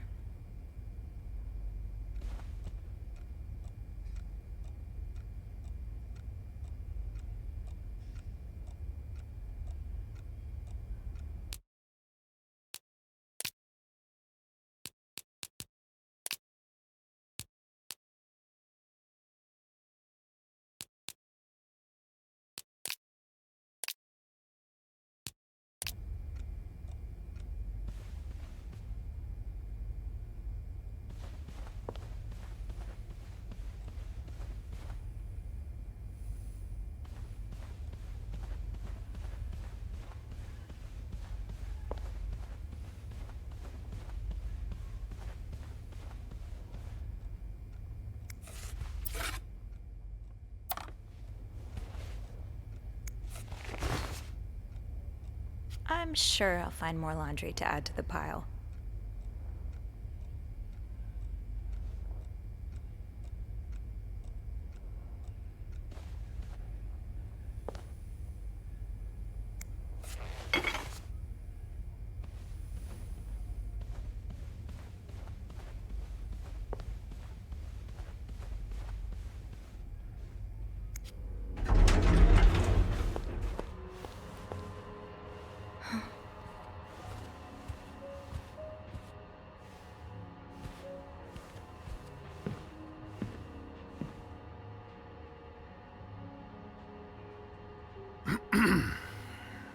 It's, Miss Belivet, isn't it? What? Oh, Roy. Oh, right.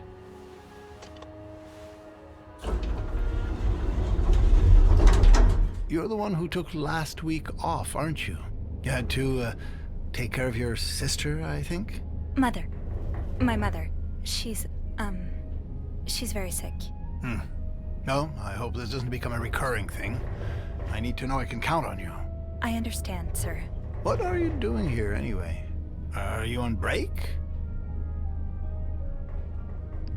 Yes, I am. Don't take too long. No, I won't.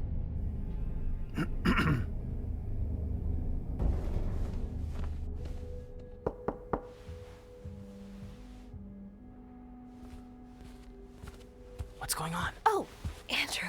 Oh, sorry. Seems I've made a habit of sneaking up on you today. Spying on Bernard again? No, I'm looking for a screwdriver. For the vent. Linda asked Eugene to fix Bernard's window. Ah, gotcha. Eugene? What? Maybe you should go have a look. You know what? I'll stand guard by the elevator and, holler if Bernard approaches. Okay, thanks. I'll be quick.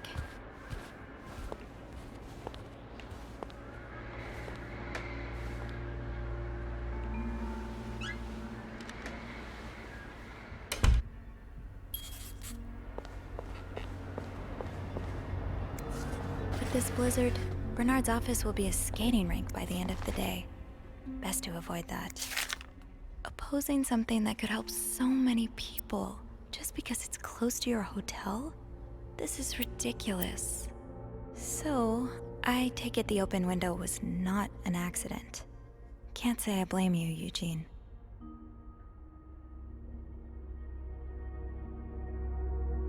So, I take it the open window was not an accident. Can't say I blame you, Eugene. Aha! Let's get you to that vent.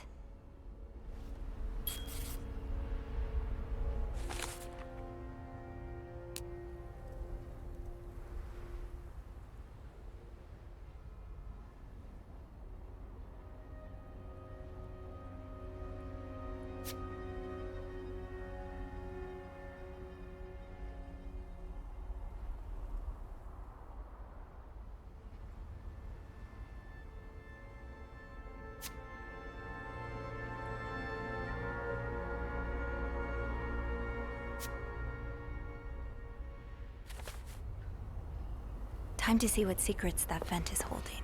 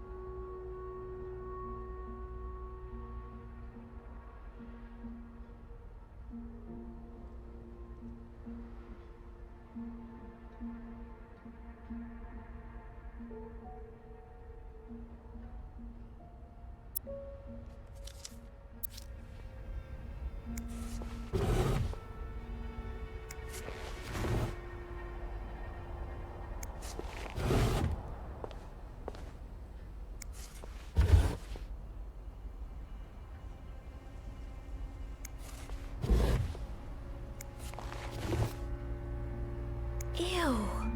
Is this Linda's?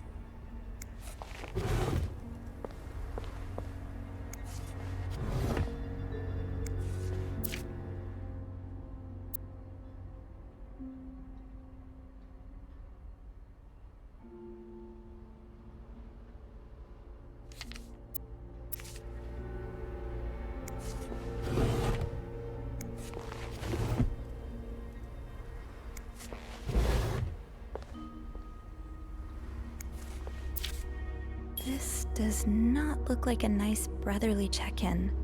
I had no idea things were this bad between Bernard and Raymond.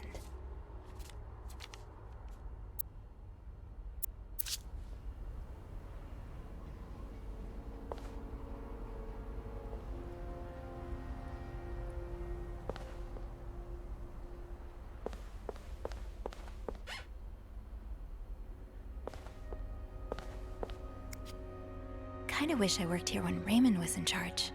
Sounds like the hotel was very different back then.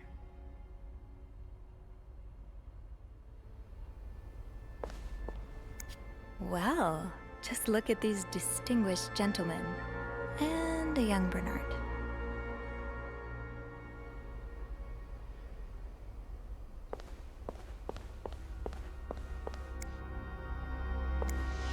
Do you remember that loose tile from last week? Yes? Well, I'm afraid it hasn't been properly repaired. What do you mean? I mean that, it's still broken, sir. Someone put a rug on top of it, but you can still hear it crack.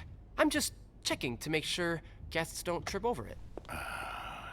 Is that part of your job description? No. No, it isn't, sir. Well, then I suggest you stop worrying about Miss Belivet. What were you doing in my office?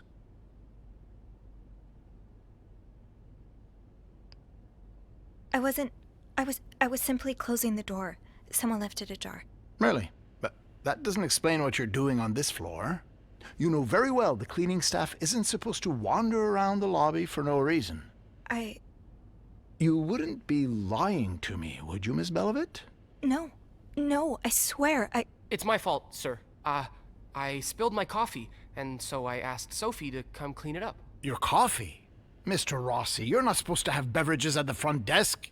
Oh, right. I'm sorry. Come with me.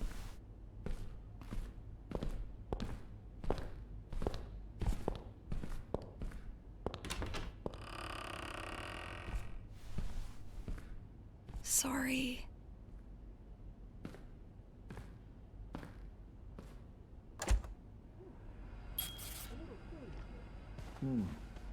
I should move on with the investigation. Can't have Andrew's sacrifice be in vain.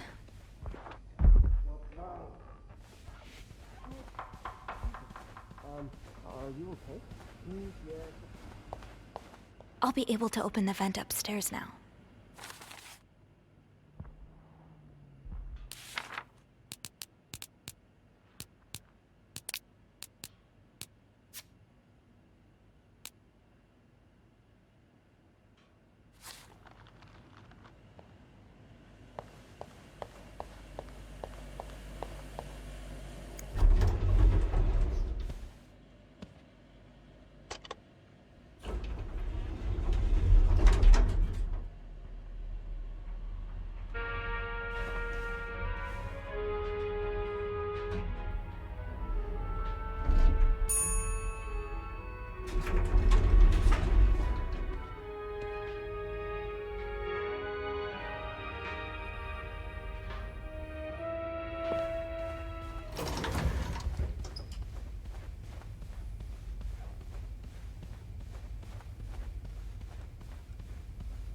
Oh, I guess I'm free to disturb room 508 now.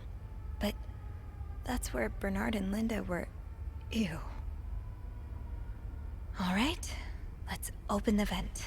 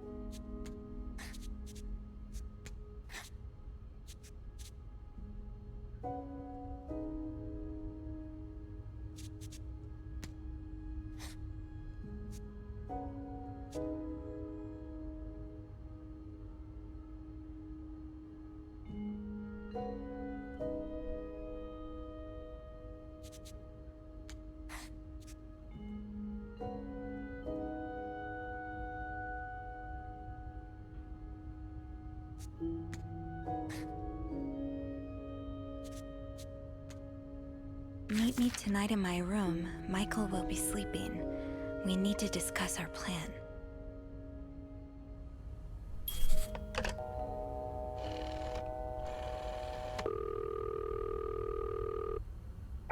Clarington Hotel reception desk, Andrew speaking. It's me. Hey, you got anything good for me?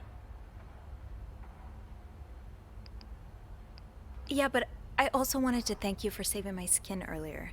Oh, no problem. I hope I didn't get you into too much trouble. No, not really. Oh? I might have been if it wasn't for that piece of paper Bernard found. I don't know what it said, but he got really weird after reading it. He forgot what he wanted to tell me and just asked that I type some letters for him instead. I guess that's better than a sermon, but it still sounds awful. It's alright. I'm a pretty fast typer. Anyway, did you manage to open the vent? What was in it?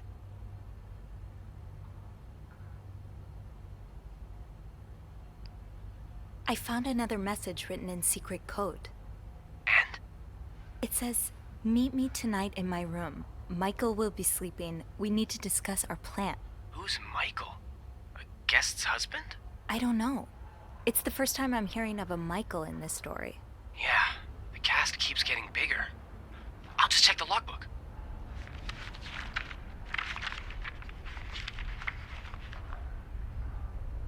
There's a Michael staying in room 507. Mrs. Beaumont's room? But she doesn't have a husband. She's here alone with... Oh! Michael must be her son. I got him some extra blankets the other day so he could build a fort. That's really nice of you. So, Mrs. Beaumont is linked to the cruises, huh? I have a feeling we may be approaching the climax of this story. I guess I should go have a look at 507, but it's not on my list. There's a do not disturb sign on the door. How about I call up there? You know, to make sure no one's home. Good idea. Just a sec.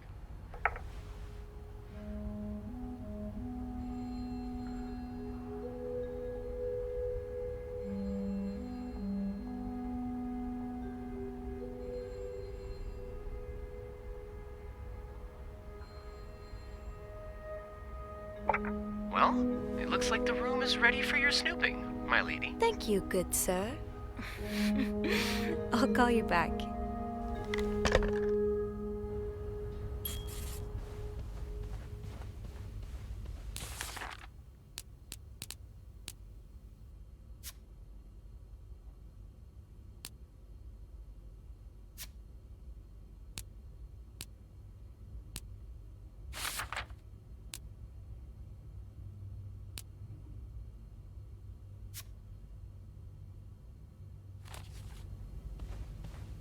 Looks like I'm headed to room 507.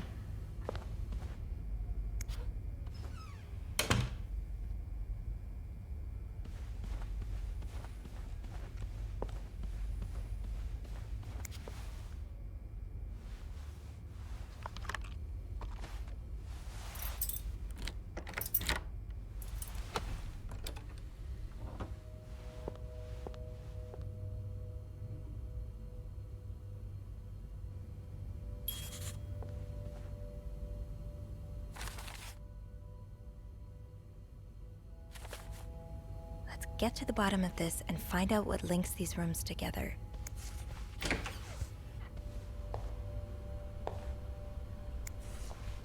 He's all but outright threatening you. Oh, I hope you can stay as far away from him as possible.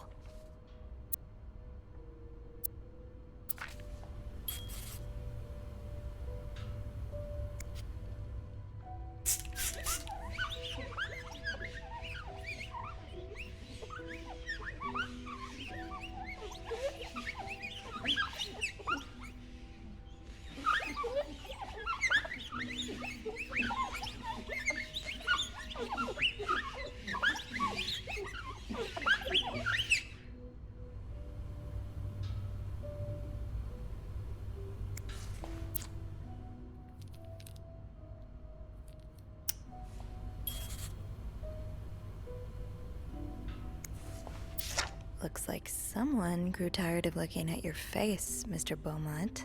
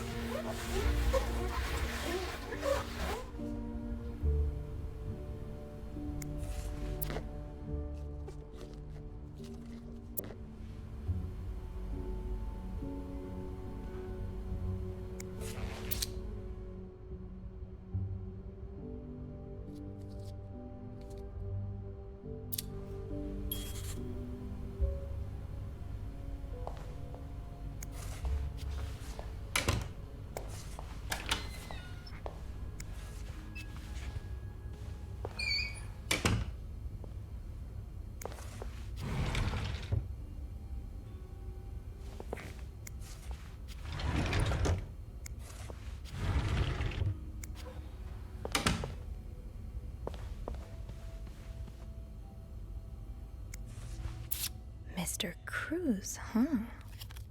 Numbers, dates, times. What does it all mean?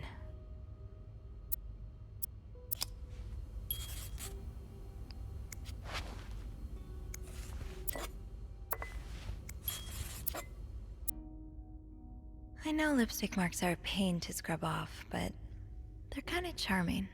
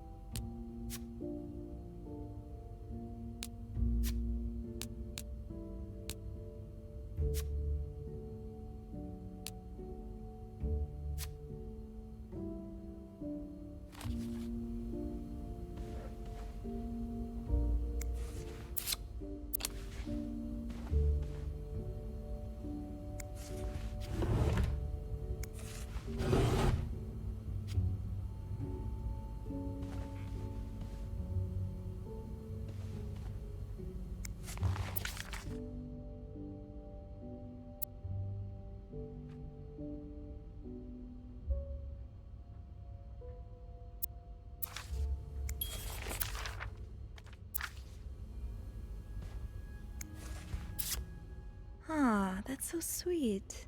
I didn't do much, but I'm glad it meant something to you.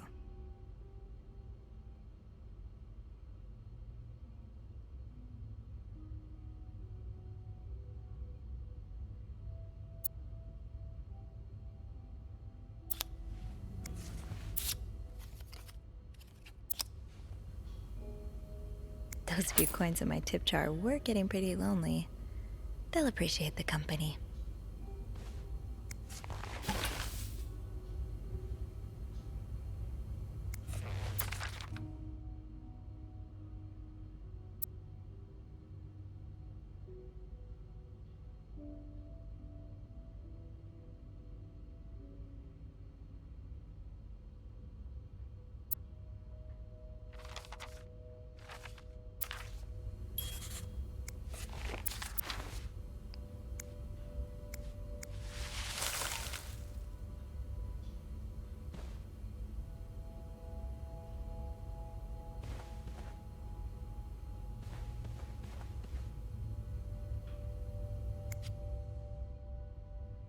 Locked. The key has to be around here somewhere.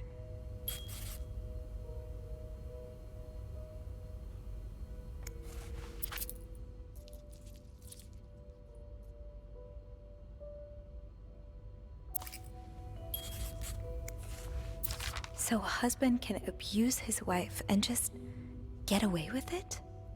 And people like Linda still think divorce is wrong? Ugh.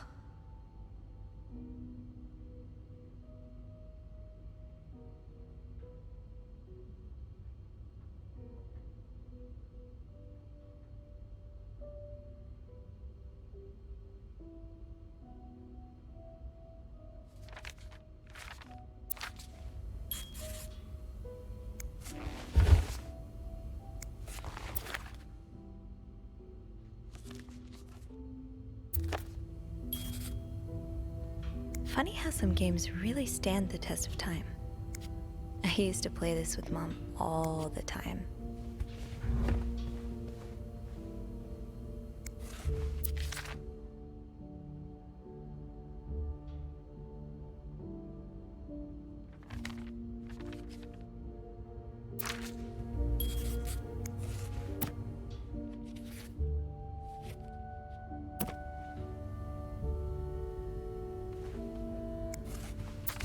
Sounds like this is from your school days, but the name of the sender is smudged.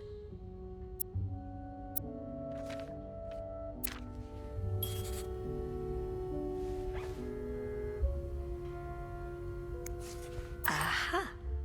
Keys are Snoop's best friend.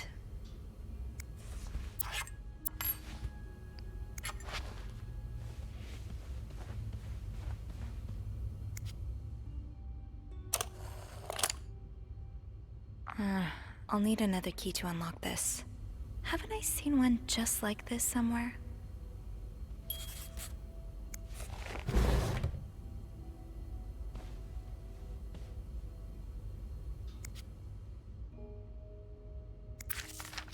Oh, Michael. Adults can be so confusing. I promise it's not you.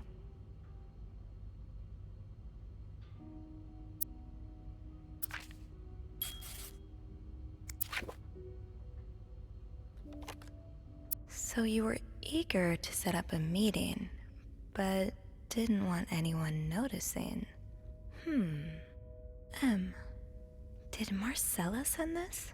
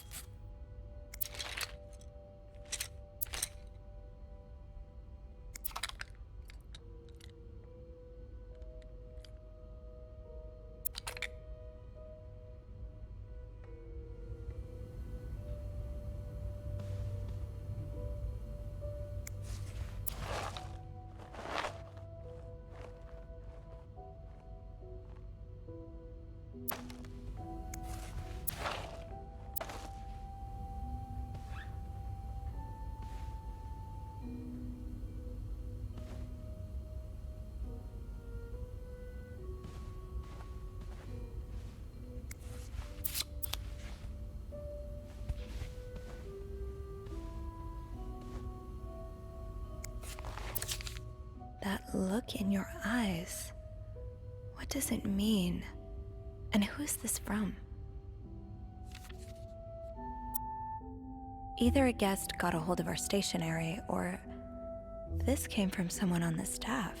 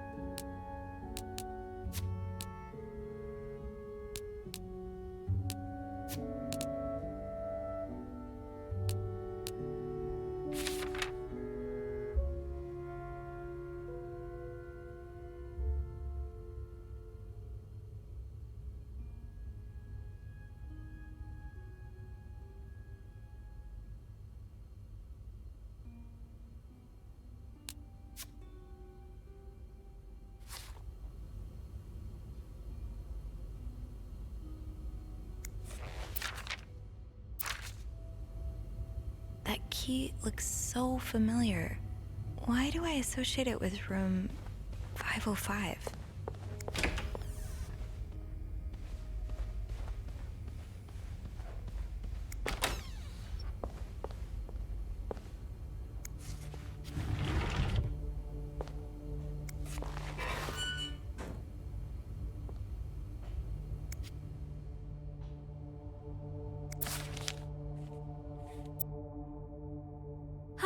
There you are. With Marcella. God knows where she is.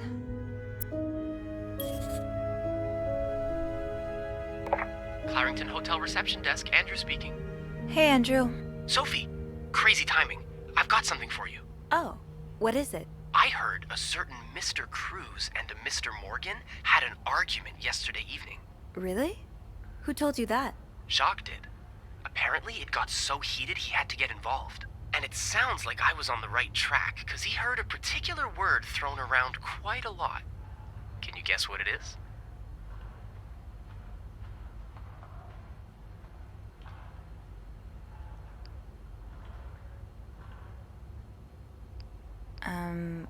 Blackmail? Well, that was your theory, remember? No, it's affair. Affair? How bad was the fight? I think Jacques got in the middle of it before it got too intense, but he said Mr. Cruz looked like he was about to kill Mr. Morgan. So Mrs. Cruz must be having an affair with him, right? And her husband found out? Maybe, but that doesn't explain Mrs. Beaumont's involvement with Mrs. Cruz. What do you mean? I found a chest in room 507.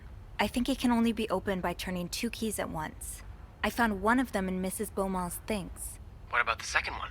Well, I remembered seeing a similar key in one of Mr. Morgan's stocking pictures, so I went back to check. Mrs. Cruz wears it as a pendant.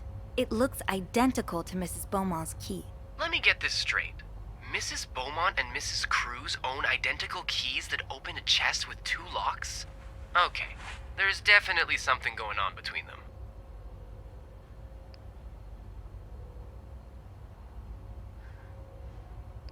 I think Mrs. Cruz and Mrs. Beaumont might be the ones having the affair. Really? Well, it is the 1950s after all. I guess anything's possible. Did you find any clues that might support this? Nothing concrete. I mean, I did find a letter that suggests they may have gone to college together, but they could just as well be good friends, right? Yeah, that's probably more likely. I guess we'd know for sure if we could have a look at that chest, but I don't think I'll be able to open it. I've looked around room 509. I would have seen the second key if it was there. Mrs. Cruz must have left with it this morning. Probably. We were so close. I can't believe it all ends here. Well, if you get me a candle and some plaster, I may be able to do something about that chest. How? I'll tell you later, okay? Just find those things, and I'll meet you in the basement as soon as I can. All right. Thank you for not giving up. I would never give up on you.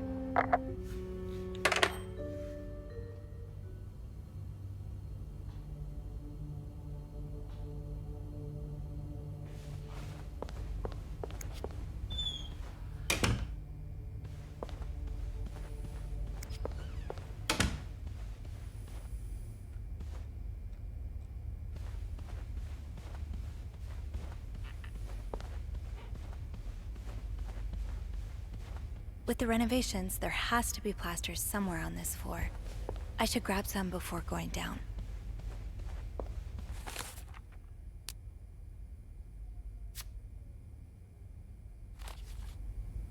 Plaster and candles. Well, half the hotel's under renovation. I should be able to find plaster somewhere around here.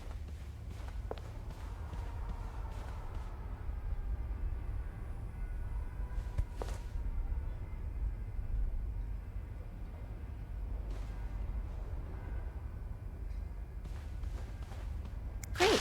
This takes care of half of this little scavenger hunt. As for the candles, doesn't Rebecca keep some in her locker downstairs?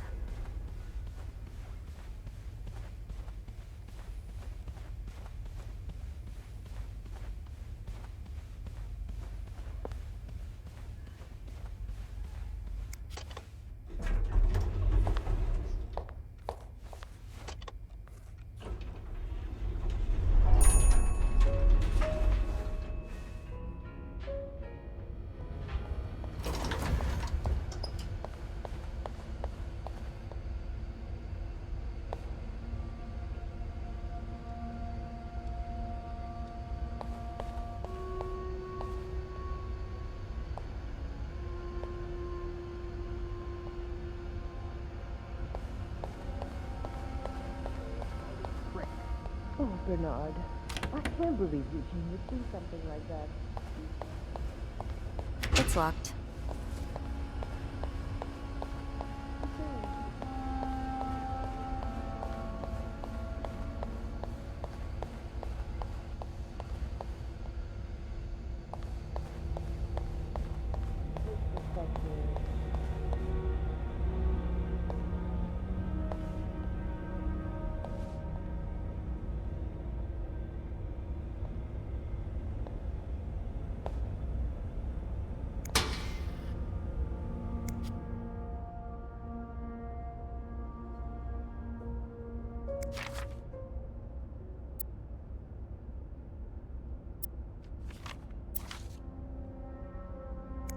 So you do have a stash of candles. But where is it?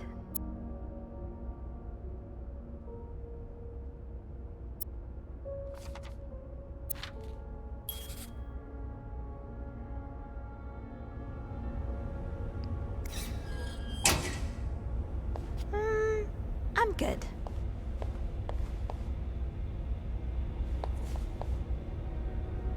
Maybe Bobby took some candles from Rebecca already.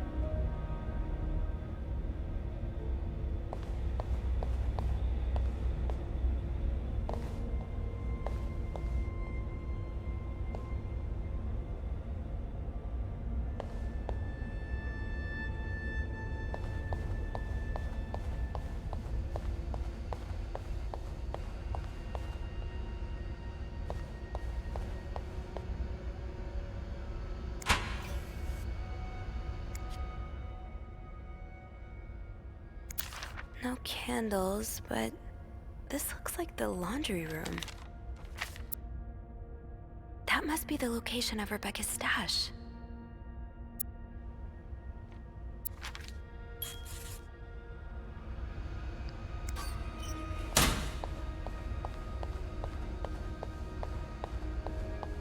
Oh, right. My keys are still in the break room.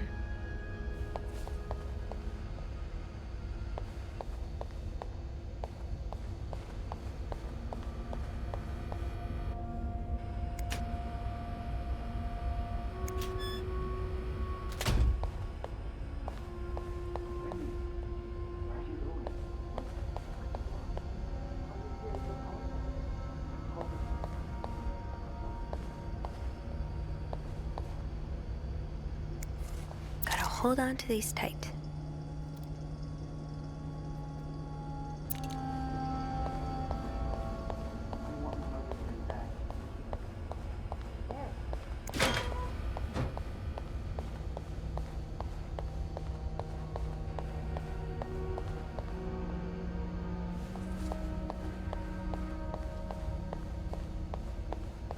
Oh, right.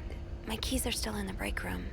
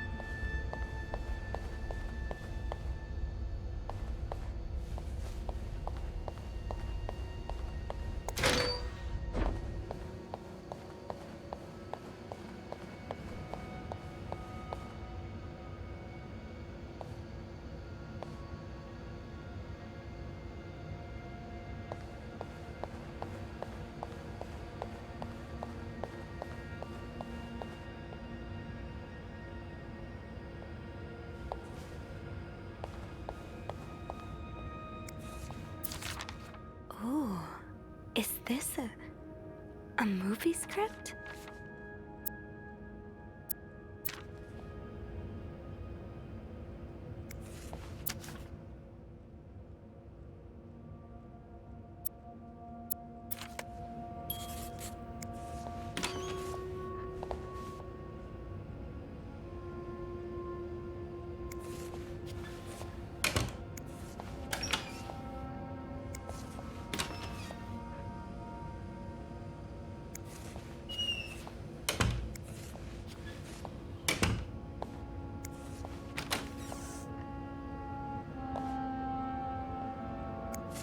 Stash uncovered. Reb, you won't mind if I just take one, right? Got a candle. Now, what next?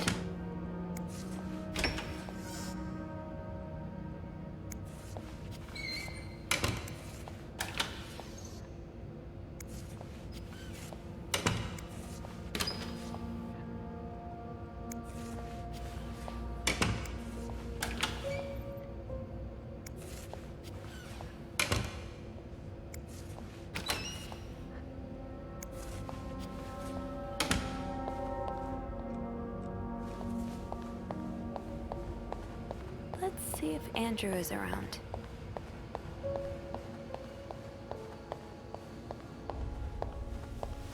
There you are. I'm not sure I understand what the plan is here. Well, I remember reading a spy novel, I can't remember the title, it wasn't that good, in which they used wax and plaster to make a key mold. I'm thinking we could do the same. Are you sure it's gonna work? Sure? No. In the novel, they used a special kind of wax, not candle wax. But I think it's worth a shot. Yeah, you're right. So let's do this, shall we?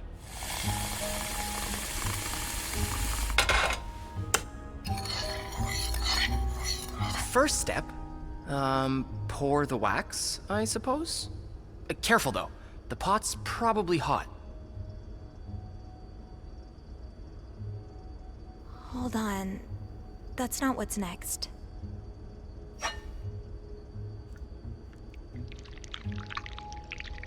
That's it. Nicely done. Better wait a few seconds before removing it. Looks good. Pretty sure you can take it out now. I think we're almost done. All that's left is to pour the plaster from the cup into the mold.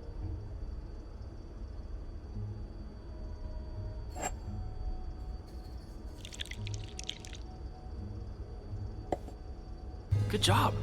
So now we wait until it's dry, I guess. How long do you think it's gonna take? A few minutes, probably. We can poke it every now and then to check. I bet you didn't think you'd be making a plaster key today, huh? No. But I like it. I feel like I'm in one of those novels I spend my days reading.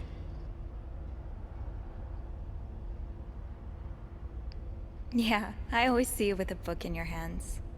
Do you write as well? Oh, no. I'm terrible. So you've tried? I thought for a while it would be my true calling, but one of my roommates read my manuscript and assured me it wasn't for me. That's not a very nice thing for him to say. It's fine. He knows what he's talking about. He is a writer. Well, trying to be. He works in a newspaper for now, but I'm sure he'll get published soon enough. And what about you? Do you write? Not really. I mean, I have this journal in which I write about my day and stuff, you know? And sometimes I scribble down some story ideas, but I've never had the time to properly develop them. Hey, why don't you come over sometime? We could read each other's writing. What do you think? Okay, why not? Just promise not to laugh. I won't laugh at yours if you don't laugh at mine. But seriously, I'm sure you're underselling yourself. With all the things you see in guests' rooms, that brain of yours must be bursting with great ideas. Maybe. We'll see. Oh, look. I think our key double is dry and ready to go. I can't believe it worked. I could not have done this without you. Well, I'm glad I was able to be of some help. I should get back upstairs, though. I've been gone far too long already. Let me know how it goes with the key. Oh, and you should probably be careful when you turn it. Otherwise, it could break inside the lock. Yeah, I'll be careful. Thank you for everything. You're welcome, Sophie.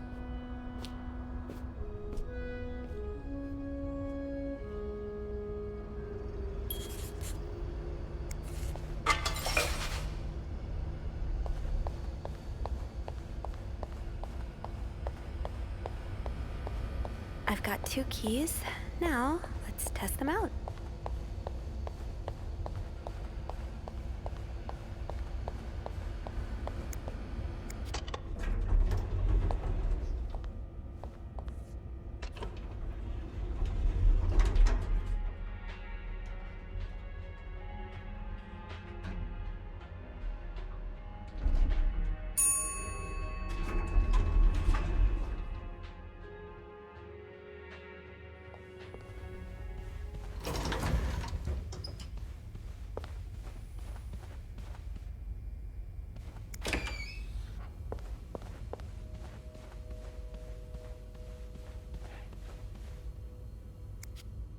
Be careful, Sophie. You don't want this key to break.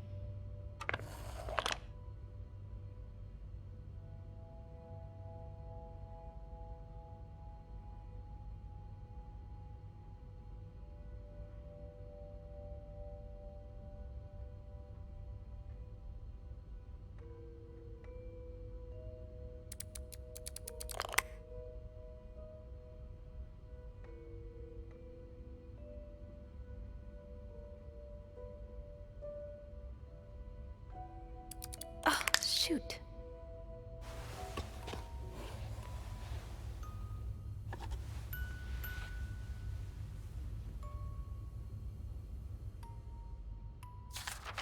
Unlike my favorite bar, this one was black. Her alliterative name will surely take you back. These two sure love their riddles.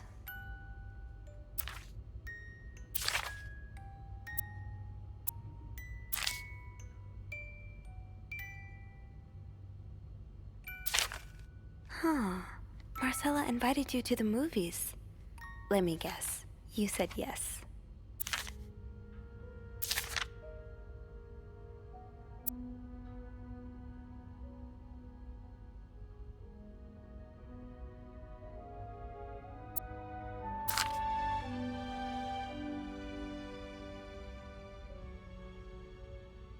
There's a lot of stuff in here.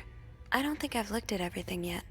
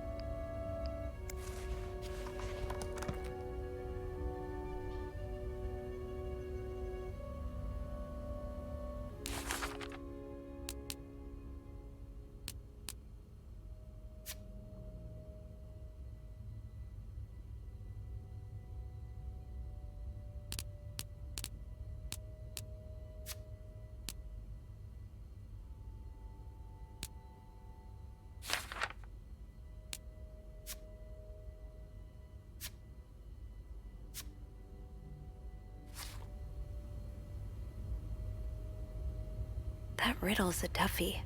Maybe I need a fresh pair of eyes on it.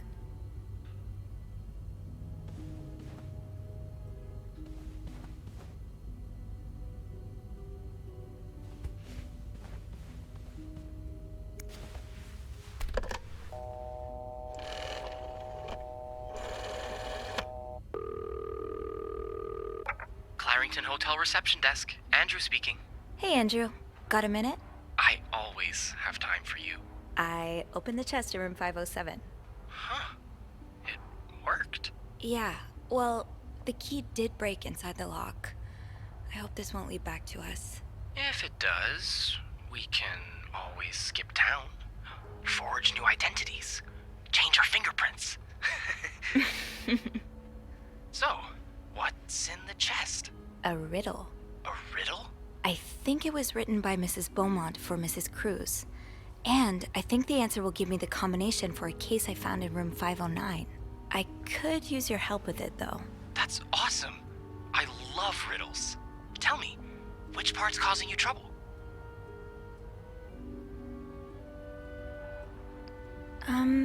Her alliterative name will surely take you back. Intriguing. Yeah, I'm not sure what alliterative means. Oh, it's a series of words that start with the same sound or letters.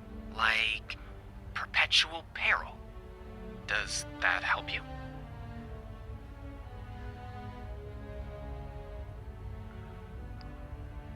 A little bit. It could mean a lot of things, though. You should look for a name and surname that start with the same letter. And I think the take you back part is a clue as well. It sounds familiar. Maybe it's a quote from a book or lyrics from a song. If that's the case, you should look for writers or singers' names. All right. Yeah, that'll narrow my search. You're much better at riddles than I am. And you're much better at snooping, so we complete each other. Is there anything else? Here's another one. Unlike my favorite bar, this one was black. Do you know what this could mean? This really isn't my area of expertise. Hey, Beth, you know bars, right? Well, not all of them. What about one that has a color in its name? Like the Orange Chair or the Blue Lagoon or something? Well, there's the White Cat, but I don't think that's your crowd. Oh, it's not for me, but thanks.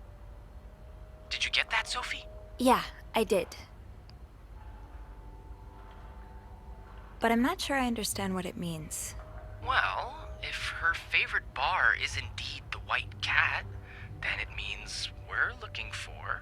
A black cat. Exactly. So maybe you should look around to see if there's some reference to a black cat in Mrs. Beaumont's stuff. Okay, I will. Anything else I can help you with? No, that's all. Thank you. My pleasure. I'm just glad I could finally put my riddle-solving skills to good use. Call me when you've opened that case. You know I will.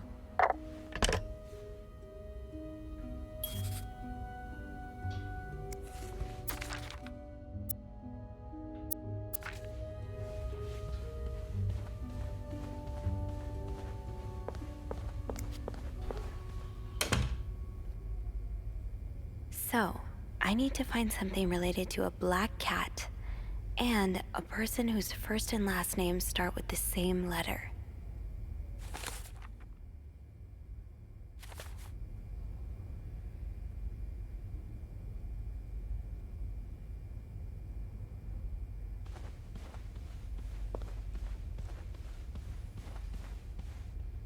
So, I need to find something related to a black cat and a person whose first and last names start with the same letter.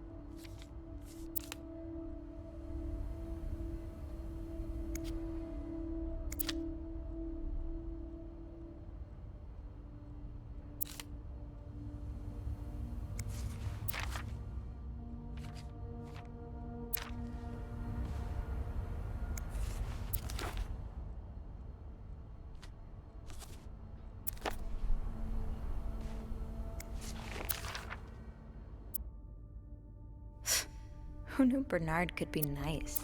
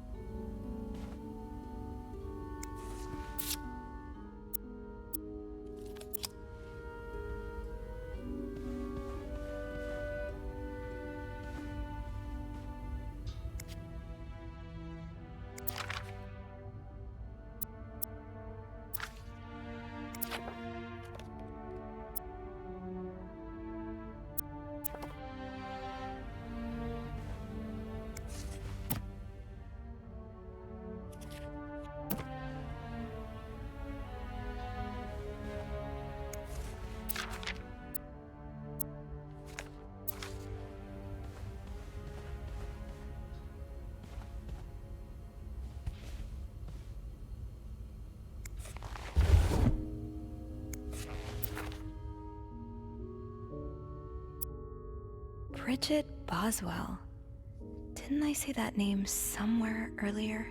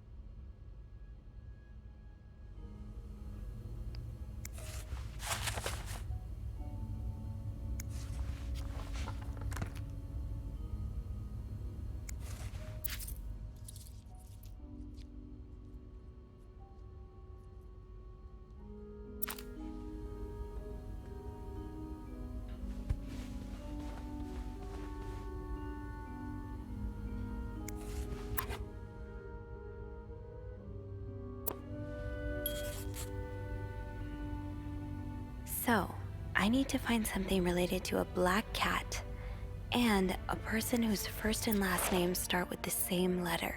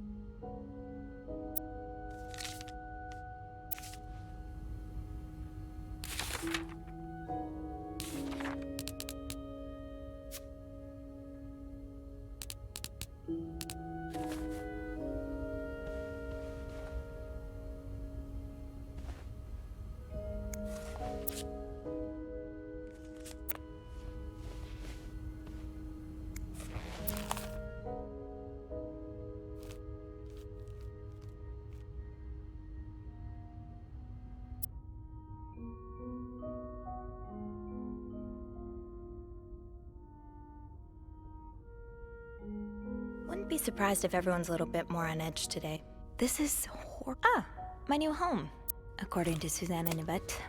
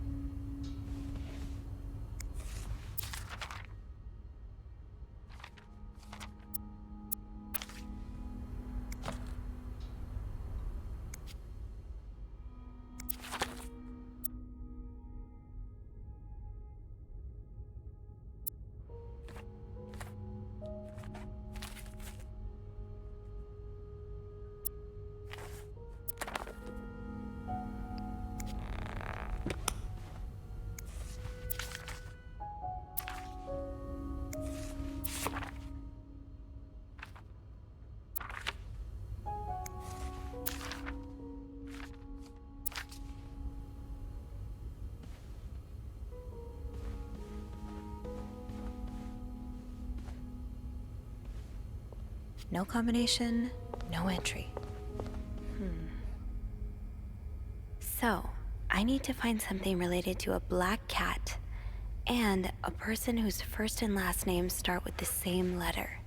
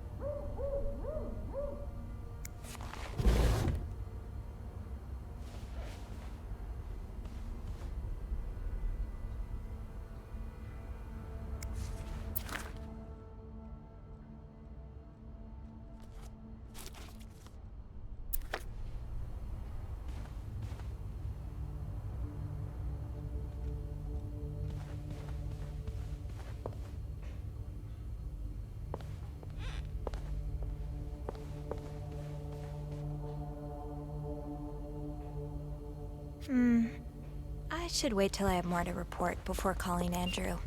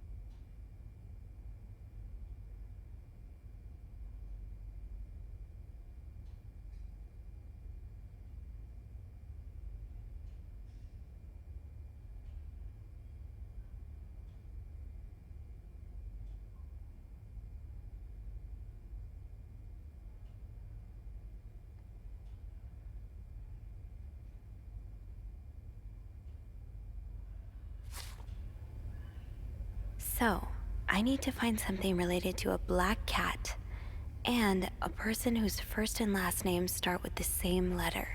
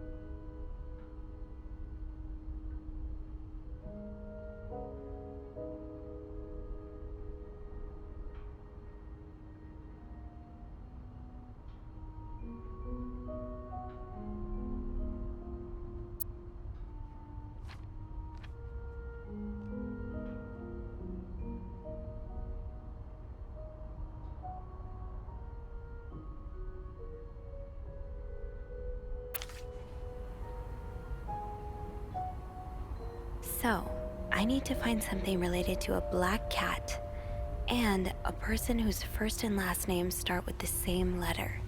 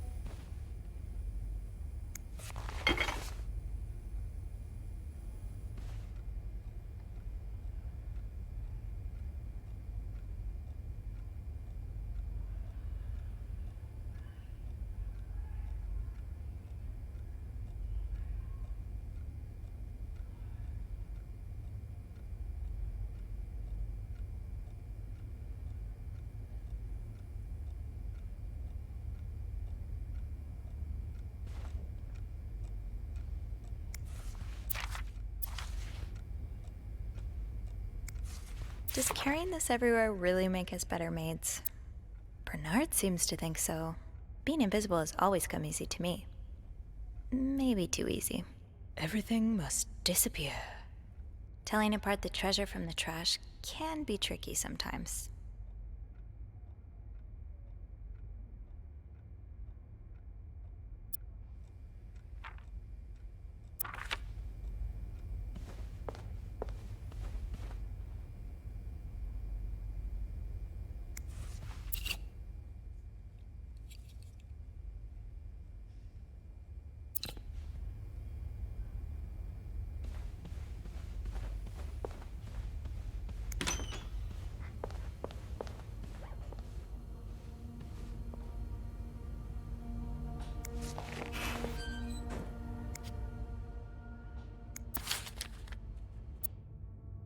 That was taken in the lobby.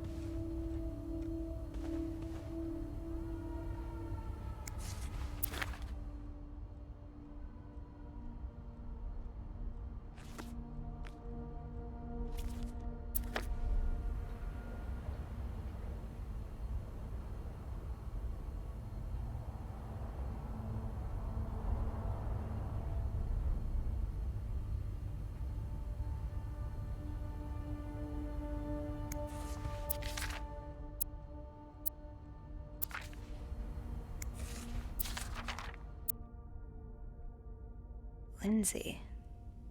Did something happen between the two of you before she died?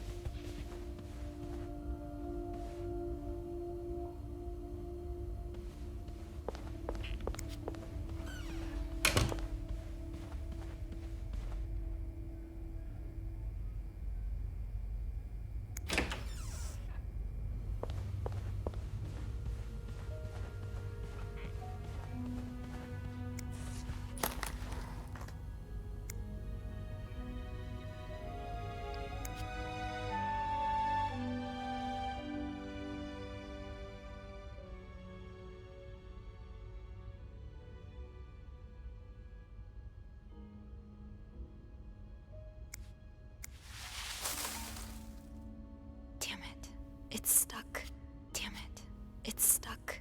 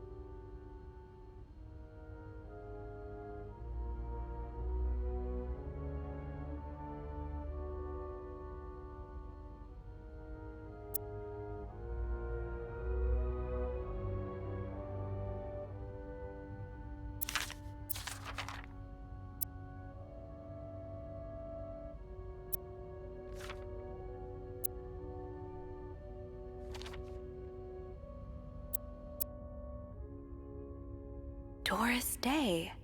That's an alliteration, isn't it? Doris. I-S.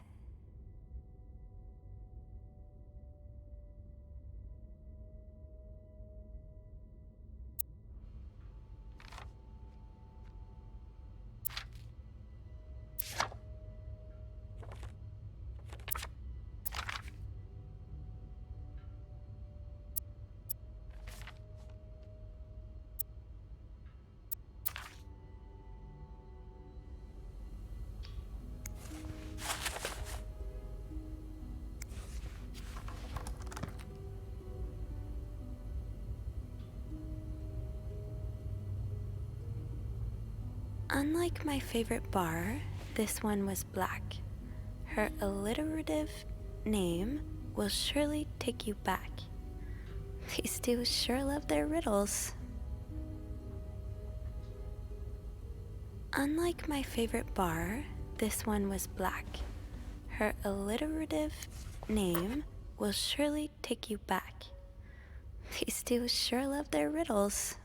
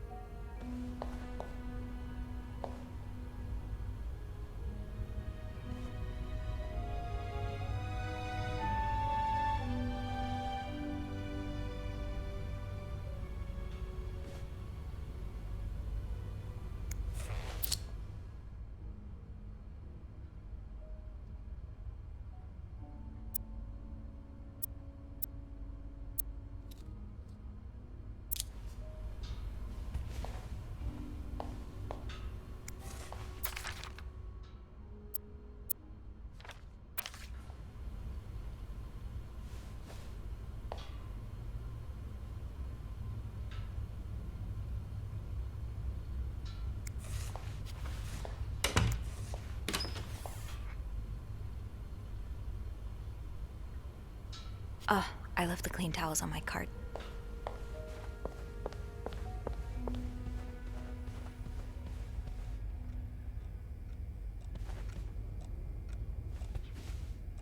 Let's put those on the bathroom shelf.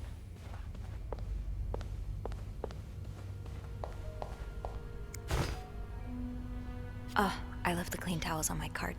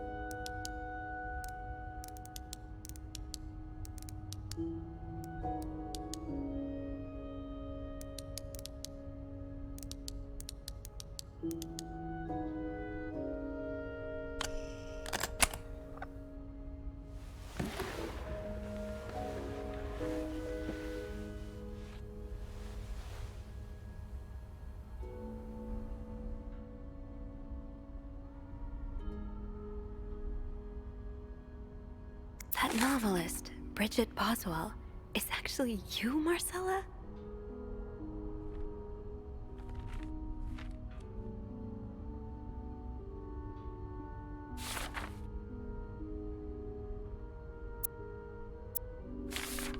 Oh, Anne. Murder might be a bit much, but you deserve some kind of justice.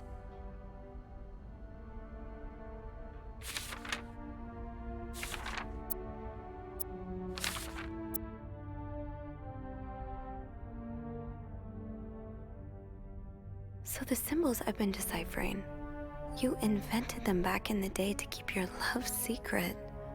That feels really special. So the symbols I've been deciphering, you invented them back in the day to keep your love secret. I do like a happy ending. I just hope that's where your story is headed.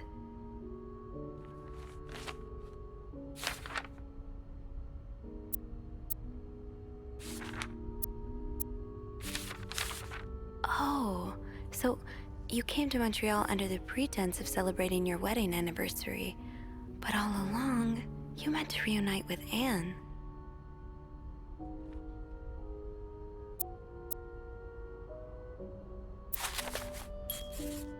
After all this, turns out you're a fan of Bridget? Of Marcella? That's a lot sweeter than I expected.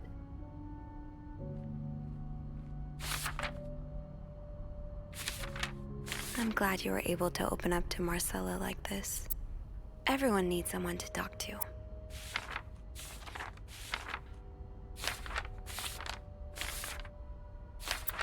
An advance on my salary.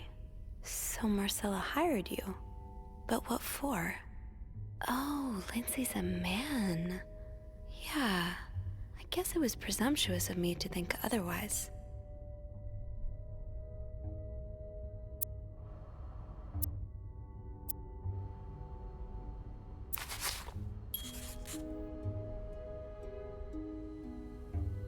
So this was all a story about star-crossed lovers, with the lovers in question being Mrs. Beaumont and Mrs. Cruz? Seems like it, yeah. But I'm not sure whether they chose to meet here just to reconnect for a few days, or if there's something more to it. Actually, I think I can help with that. Really? How? Well, some mail just arrived here for Mrs. Beaumont. You've opened it, right? What? Of course not. I mean, it's illegal. Aren't you intrigued? Of course. But I can't just... Oh, all right. I'll open it. I am a bad influence on you. Well, you've been doing all the snooping so far. It's about time I take a little risk, too. So, what's in it? It's a tourism pamphlet for California and 3 train tickets. What do you think this means? I'd say Anne and Marcella are probably planning to run away from their husbands. Those train tickets must be for them and Michael. So you're on a first-name basis now, huh? Well, after reading so much of their correspondence, I kind of feel like I know them, you know? Yeah, like characters in a book. I have to say, though, I'm still a bit confused as to how Paul fits into all of this.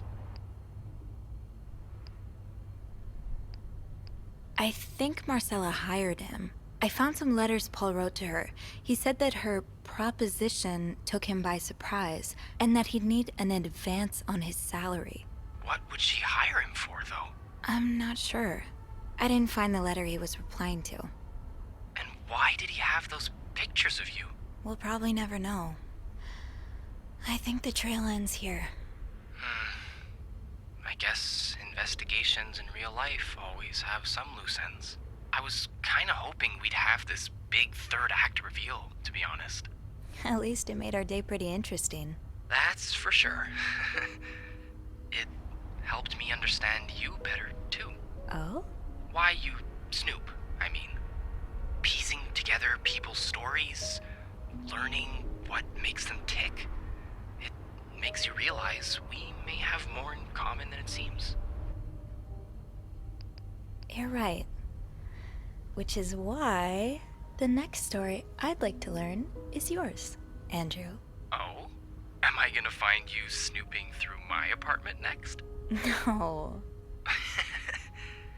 I would love to share my story with you, Sophie. You're the first person in a long time who's made me feel like I can. Would you come and see me when your shift ends? We could leave together, if you'd like. Sure. If we're able to. With all that snow, I'm thinking maybe we'll have no choice but to spend the night here. I guess that wouldn't be so bad. We could set up a pillow fort on the mezzanine. A pillow fort? We do work in a hotel, you know. There are actual beds here. Oh, I wouldn't be sleeping. I've got a reading list the size of the Eiffel Tower. This would be the perfect chance to put a dent in it. That does sound like fun. I could bring my magazines and, ooh, maybe light some of Rebecca's candles. Now I kinda hope we do get stuck here.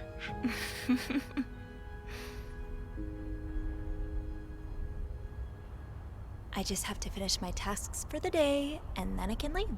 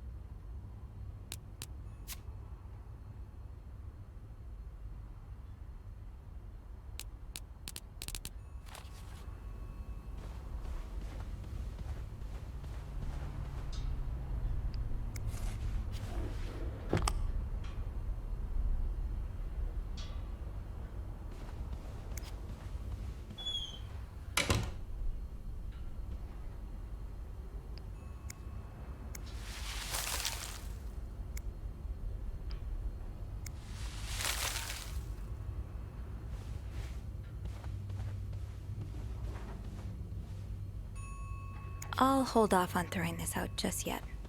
The food's practically untouched.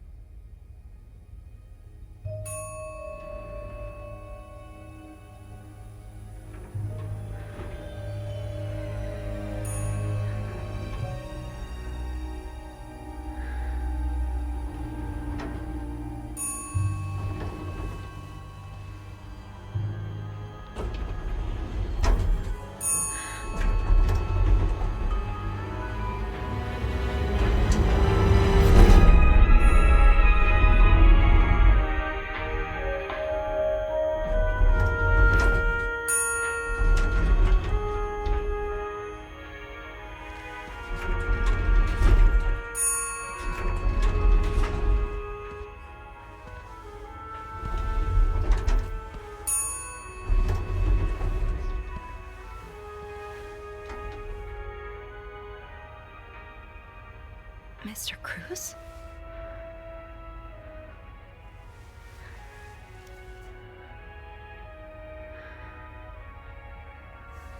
Mr. Cruz.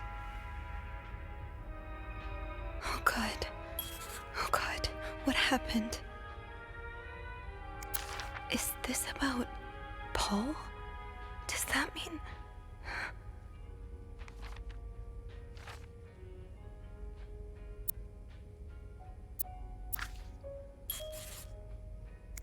Mr. Cruz's life insurance policy. Why did he have this on him?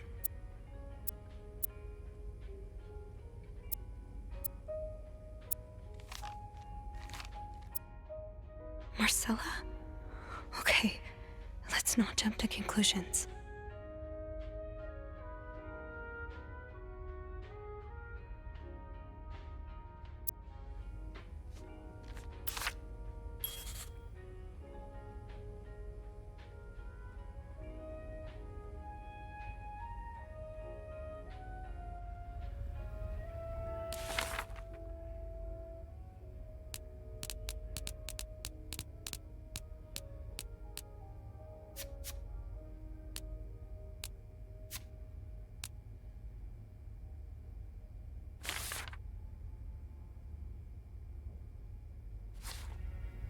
Please let there be someone around who can help.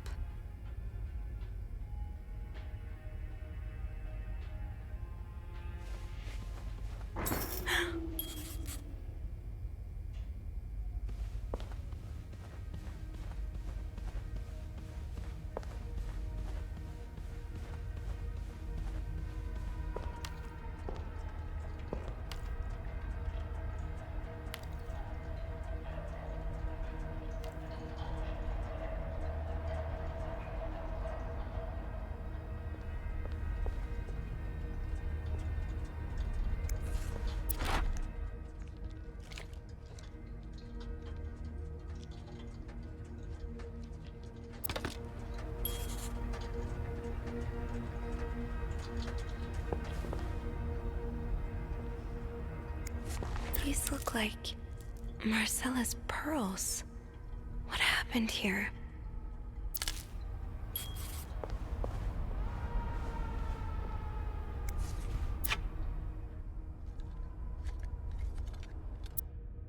A, B, and Beaumont.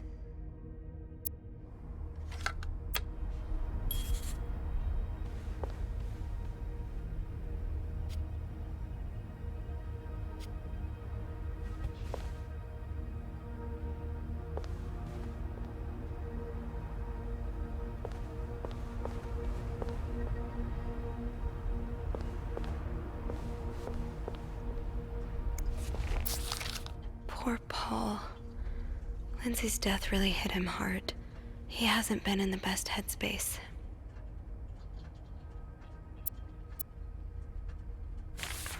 So Paul just needed to pass the time while Marcella was away. That's why he was observing us. Paul was hiding out right here. Did he ever find the person who was sneaking out at night?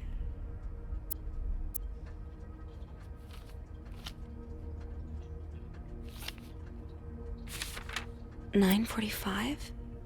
So Anne and Marcella met here this morning while I was busy cleaning room 504.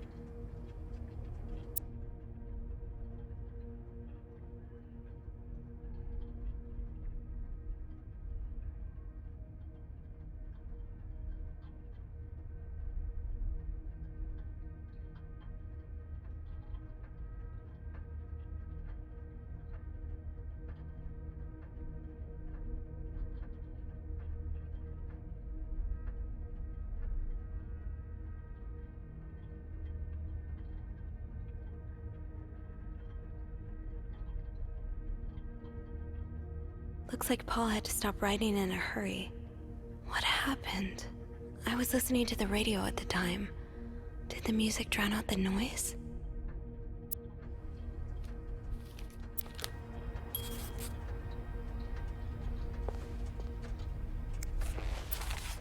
Oh, so So Paul's work with Marcella was to follow her around like a private investigator, to help her with research for her novel.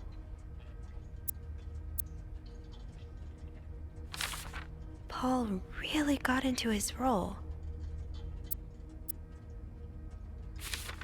He followed Marcella to Montreal even though she was done with her research.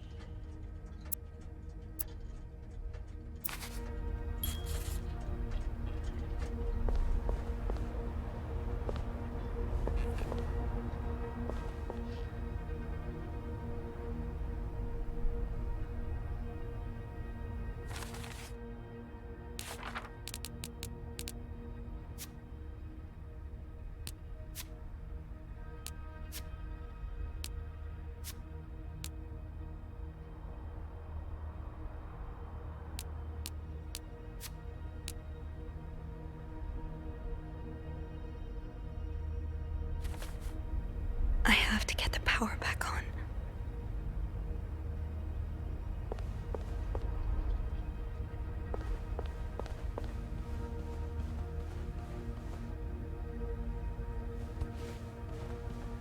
Hello?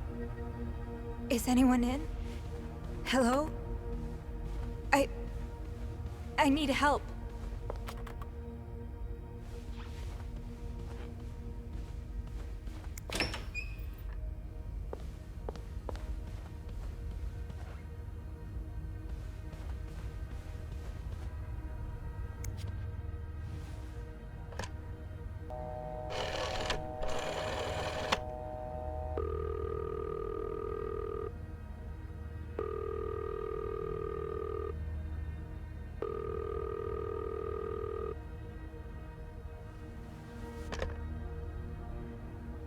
No answer. Andrew must be busy trying to restore the power in the lobby.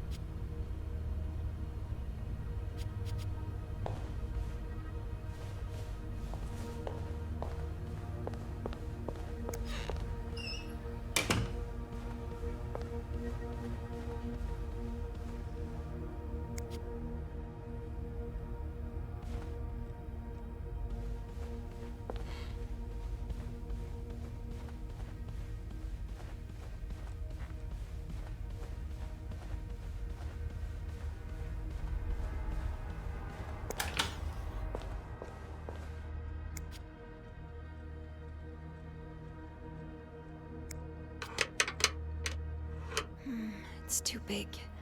I guess I'll need something pointier. Think, Sophie, think. What can you use to open the fuse box? I don't think there's anything here that would help me.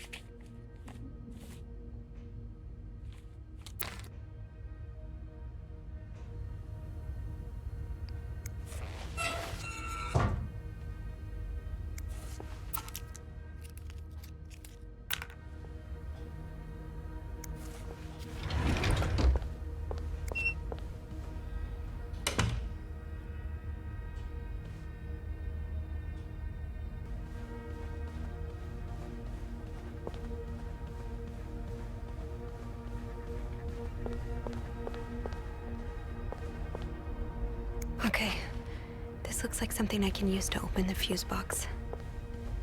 The fuse box. Just get to the fuse box in the janitor's closet, Sophie. It's not far.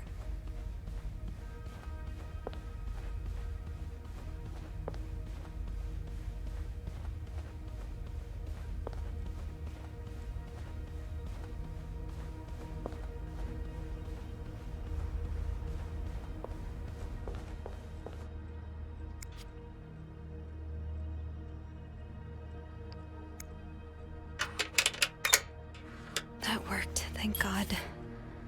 Now, to get the power back.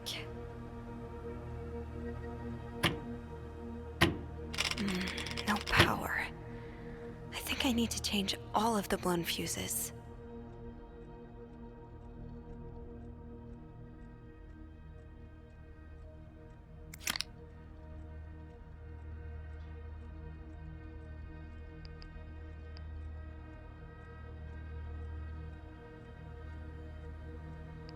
How does Eugene do this again?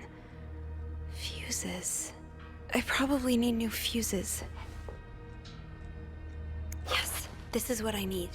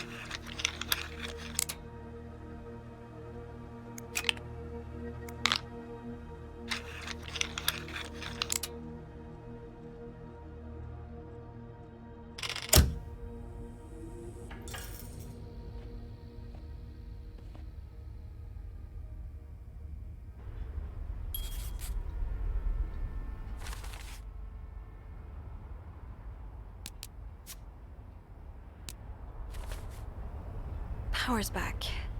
Now, I should go down to the lobby. Call the police.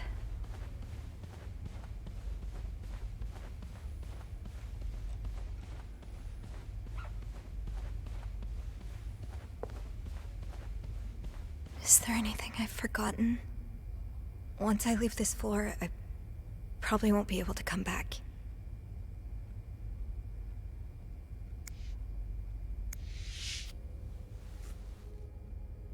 I'm sorry.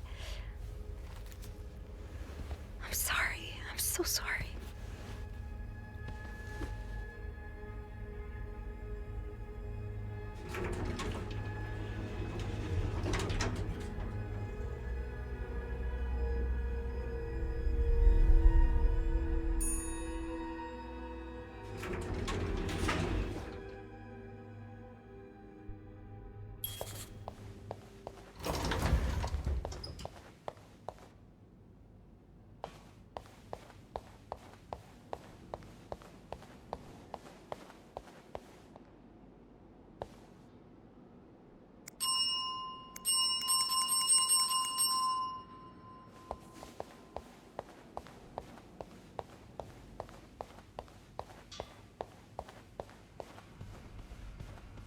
Anybody down here?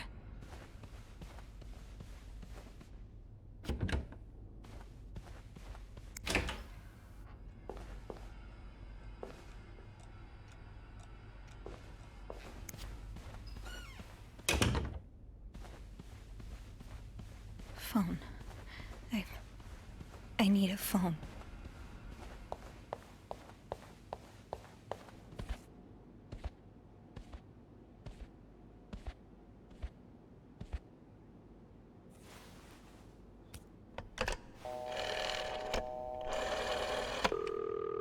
Montreal Police Service, Station 22.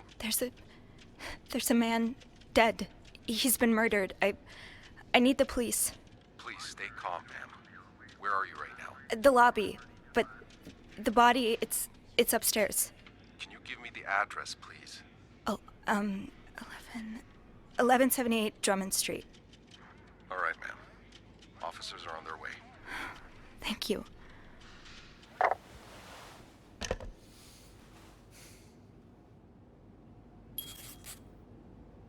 Now, I just have to wait for the police.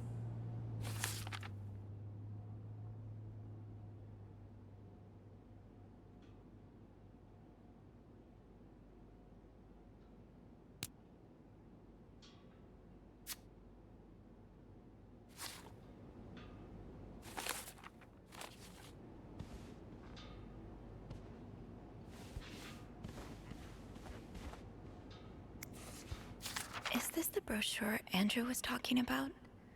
The one that came in the mail for Anne? The West Coast. That's about as far from Montreal as you can get without crossing an ocean.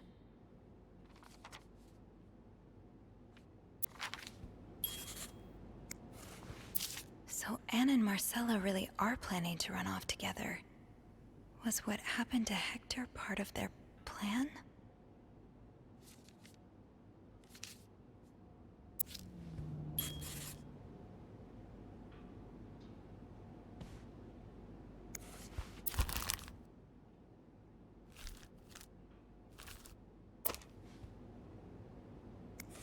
Why does the VIP want to meet with Paul? Maybe he fell for his role-playing and wants to hire him as a private investigator. Bernard really wants Paul out of the hotel. Okay, I can see how this could make Paul look bad. But it's obvious Bernard cares more about the hotel's reputation than the guests' well-being. Okay, I can see how this could make Paul look bad. But it's obvious Bernard cares more about the hotel's reputation than the guests' well-being.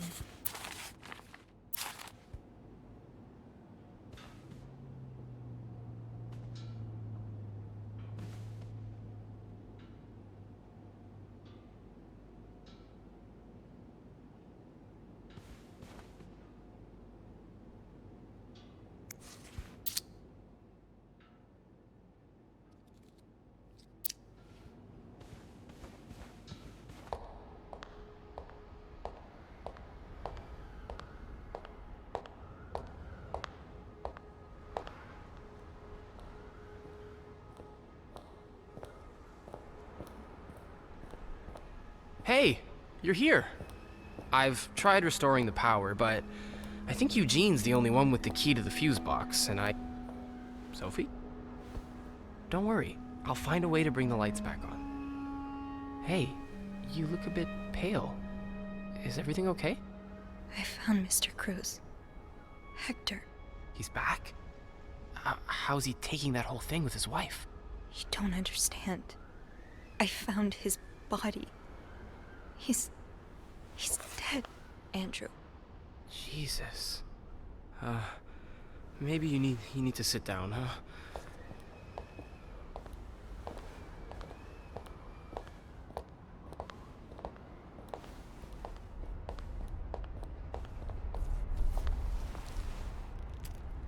Did you call the police? Yeah, they're on their way. What happened? Was he sick or something? No, I don't think so. Someone did this to him. You mean... Jesus. Do you think it could be Paul?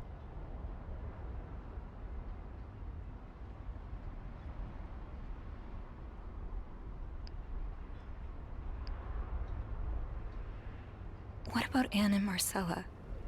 Their affair is a pretty good motive. The police will want to ask you a lot of questions. You may want to be careful about what you tell them. With Paul's history of mental illness, there's a good chance they'll suspect him even if he didn't do it. What are you saying? What I mean is... that spending some time in a psychiatric hospital doesn't make you a murderous psychopath. But for some reason, that's what everyone seems to think. The police especially. Yeah. I hadn't thought of that. But wait, how do you know about Paul's mental illness? I don't remember mentioning it to you.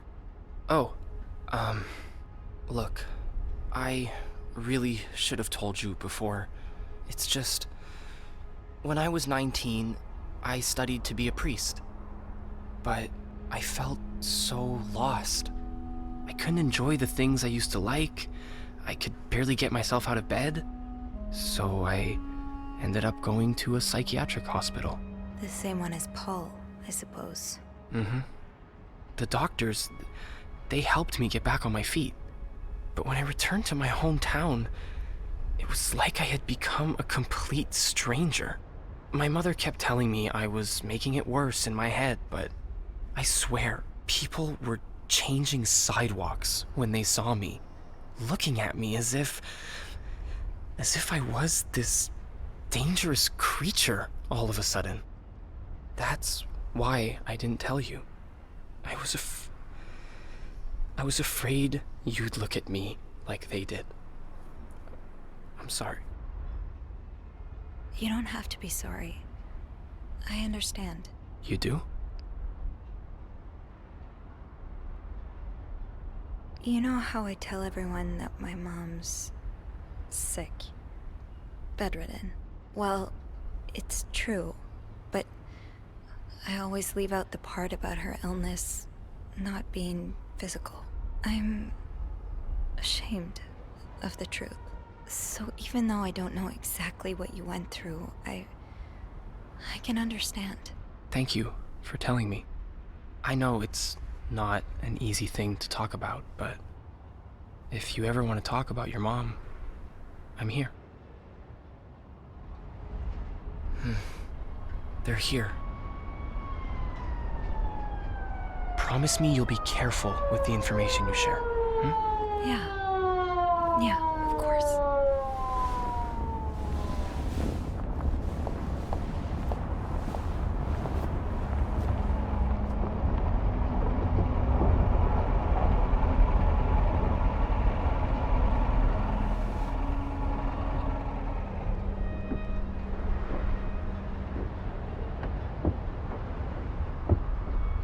Miss Roy?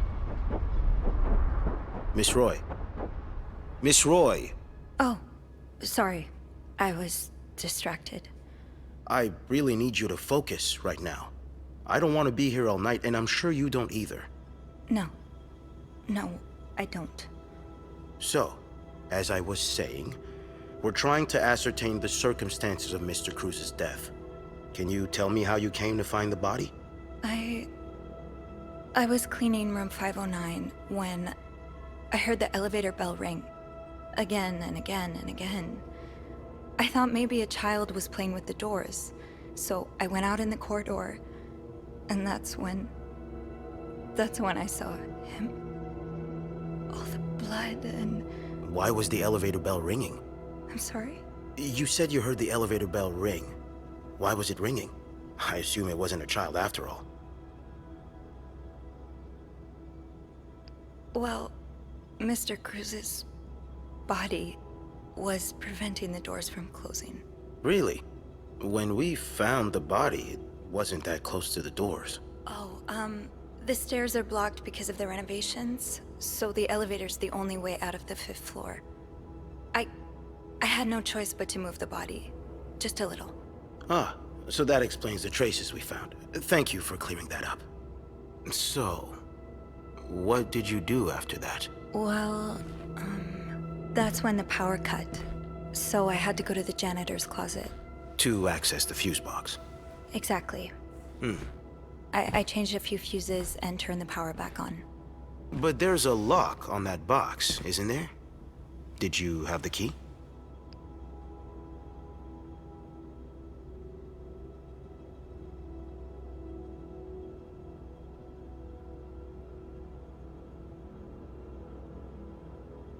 No, I didn't.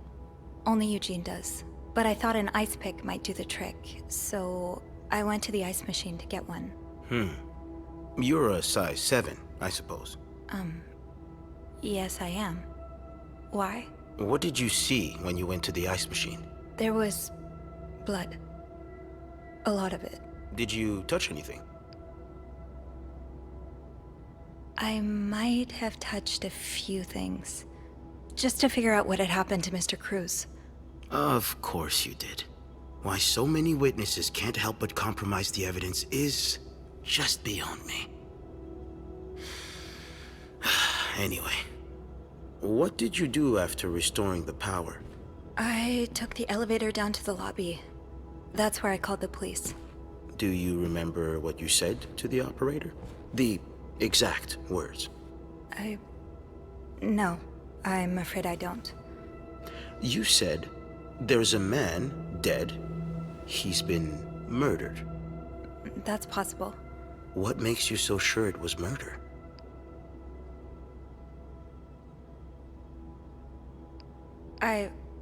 I just assumed. What with all the blood.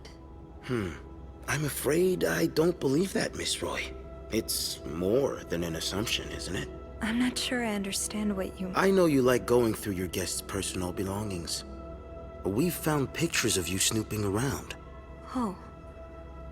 Now, unless you want me to arrest you for violating your guests' privacy, I suggest you tell me everything you know. All right. We've learned from one of your colleagues that the victim had a fight with a guest named Mr. Spade. What can you tell me about him?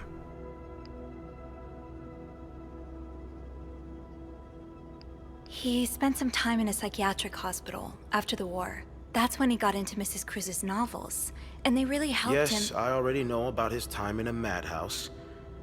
We called the place and they painted quite the picture of him. Did you ever see him display odd behavior in or around the hotel? No.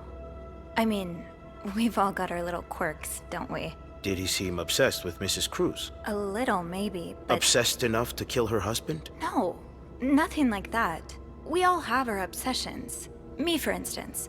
I'm obsessed with celebrities and gossip magazines, and... You don't seem to understand, Miss Roy. Mr. Spade is not like you and me. He may look like us, but he's not. He's dangerous and needs to be taken off the streets. So tell me, did you ever see him be violent or aggressive?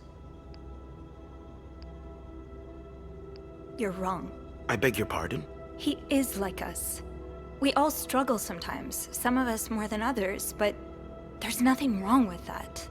You may not have noticed, Miss Roy, but neither of us are in an insane asylum right now. He was brave enough to seek help. That doesn't make him a criminal. That doesn't mean he killed Mr. Cruz. You know, I'm starting to worry about your own mental state, Miss Roy, since you're so eager to defend... And I worry about your ability to do your job, Detective, since you seem to be such a... Enough! One more word, just one more word, and you'll be spending the rest of your night in a cell. Now get the hell out of here. I've had enough of you.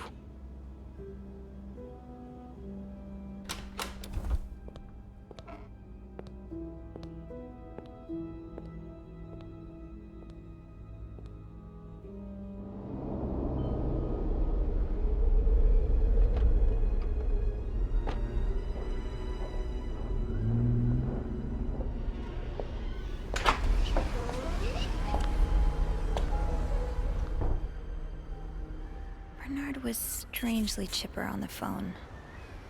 That can't be a good sign. I guess we'll know soon enough. Let's go see what Bernard wants. The atmosphere is so different in here. Will it ever feel like it used to?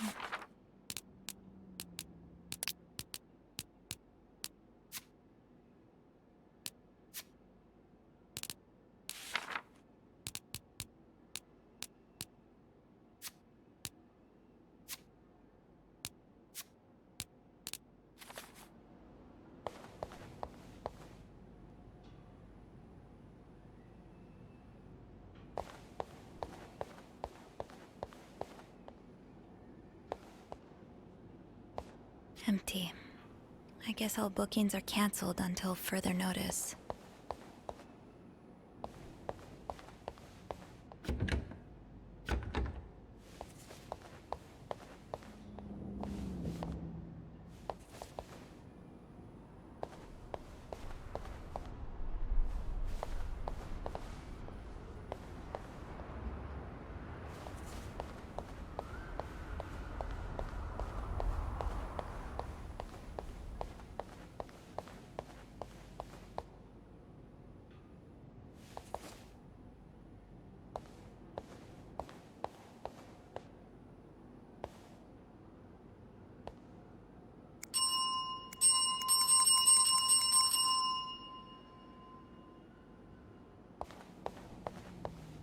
It'll probably be a while before the hotel reopens. Anne, Marcella, and Paul are all suspects for Hector's murder. Was there anything I could have done to protect them?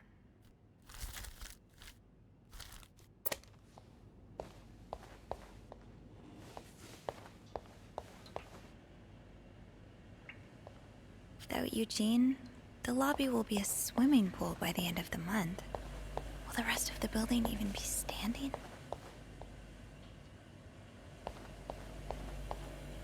I'm not going back up there.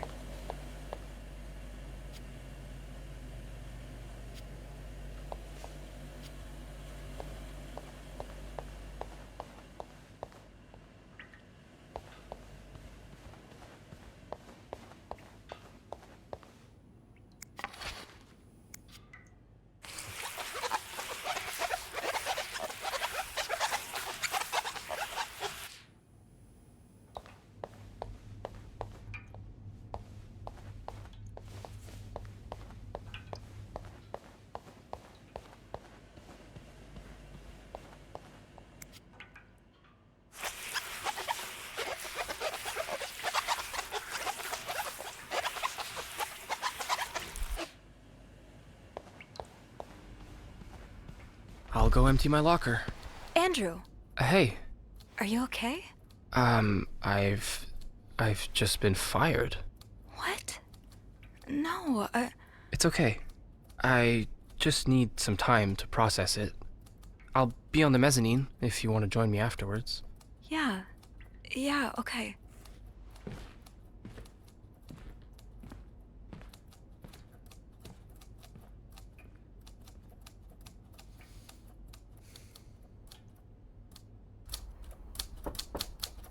Ah, Miss Roy.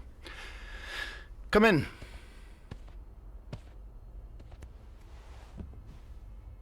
I suppose you know why you're here?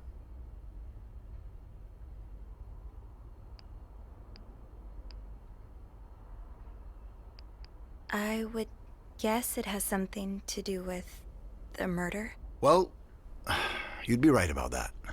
We've been getting a lot of press lately, and not the good kind. I wouldn't expect you to understand the position I'm in, but I assure you, it's quite uncomfortable. To have one's life's work blown away like that. All thanks to some sexual deviance and a nut job. It's obvious to me now that I haven't been firm enough. For guests of such morals to be comfortable booking a few nights here and committing such a horrid act. Things need to change. This means elevating our standards to the highest possible level, and it starts with the people working here. It starts with you. With me? Yes. From what I've heard, you've been quite the exemplary maid lately. Clean rooms, satisfied guests. I take my job very seriously, sir. As you should. We'll see for the future, but for now, you'll be allowed to continue working here. Thank you. I'm not done. The police have finished their investigation and left a mess on the 5th floor. I want you to clean it up. You want me to go back there? Yes, why not? I found a dead body on that floor. I'm not going back. I'll make this simple for you. If you don't do it, you're fired.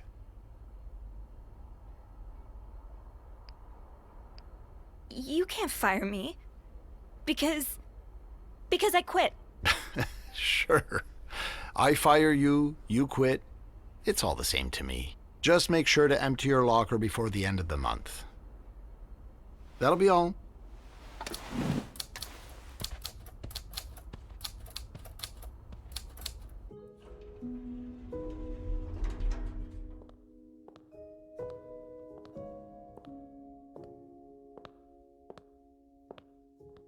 Hey.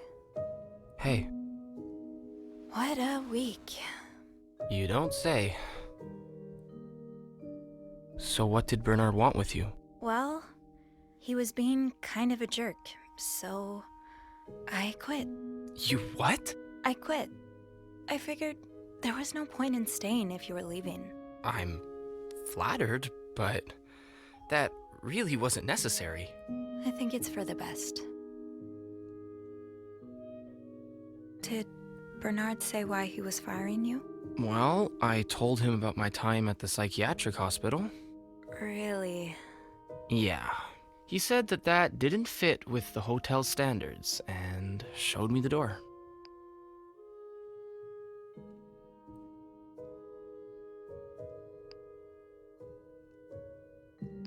So, what's next for you? I think I'd like to be my own boss. No more Bernard looking over my shoulder. I've had this dream for a while of maybe opening a bookstore. I can't say I'm surprised. It just makes so much sense. I'd be able to combine the two things I love most, reading books and helping people. Granted, helping people find books is a far cry from helping them find God, but... My mom likes to say, there's no job too small. Plus, just by the way you're talking about it, it's obvious it'd make you happy. And that's what really matters, I think. Yeah, you're right. Thank you. I'm really glad I have you in my life. Me too.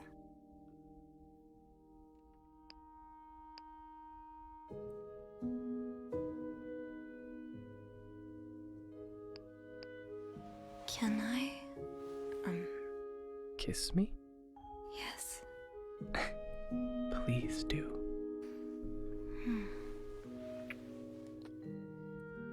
That was... Yeah, it was.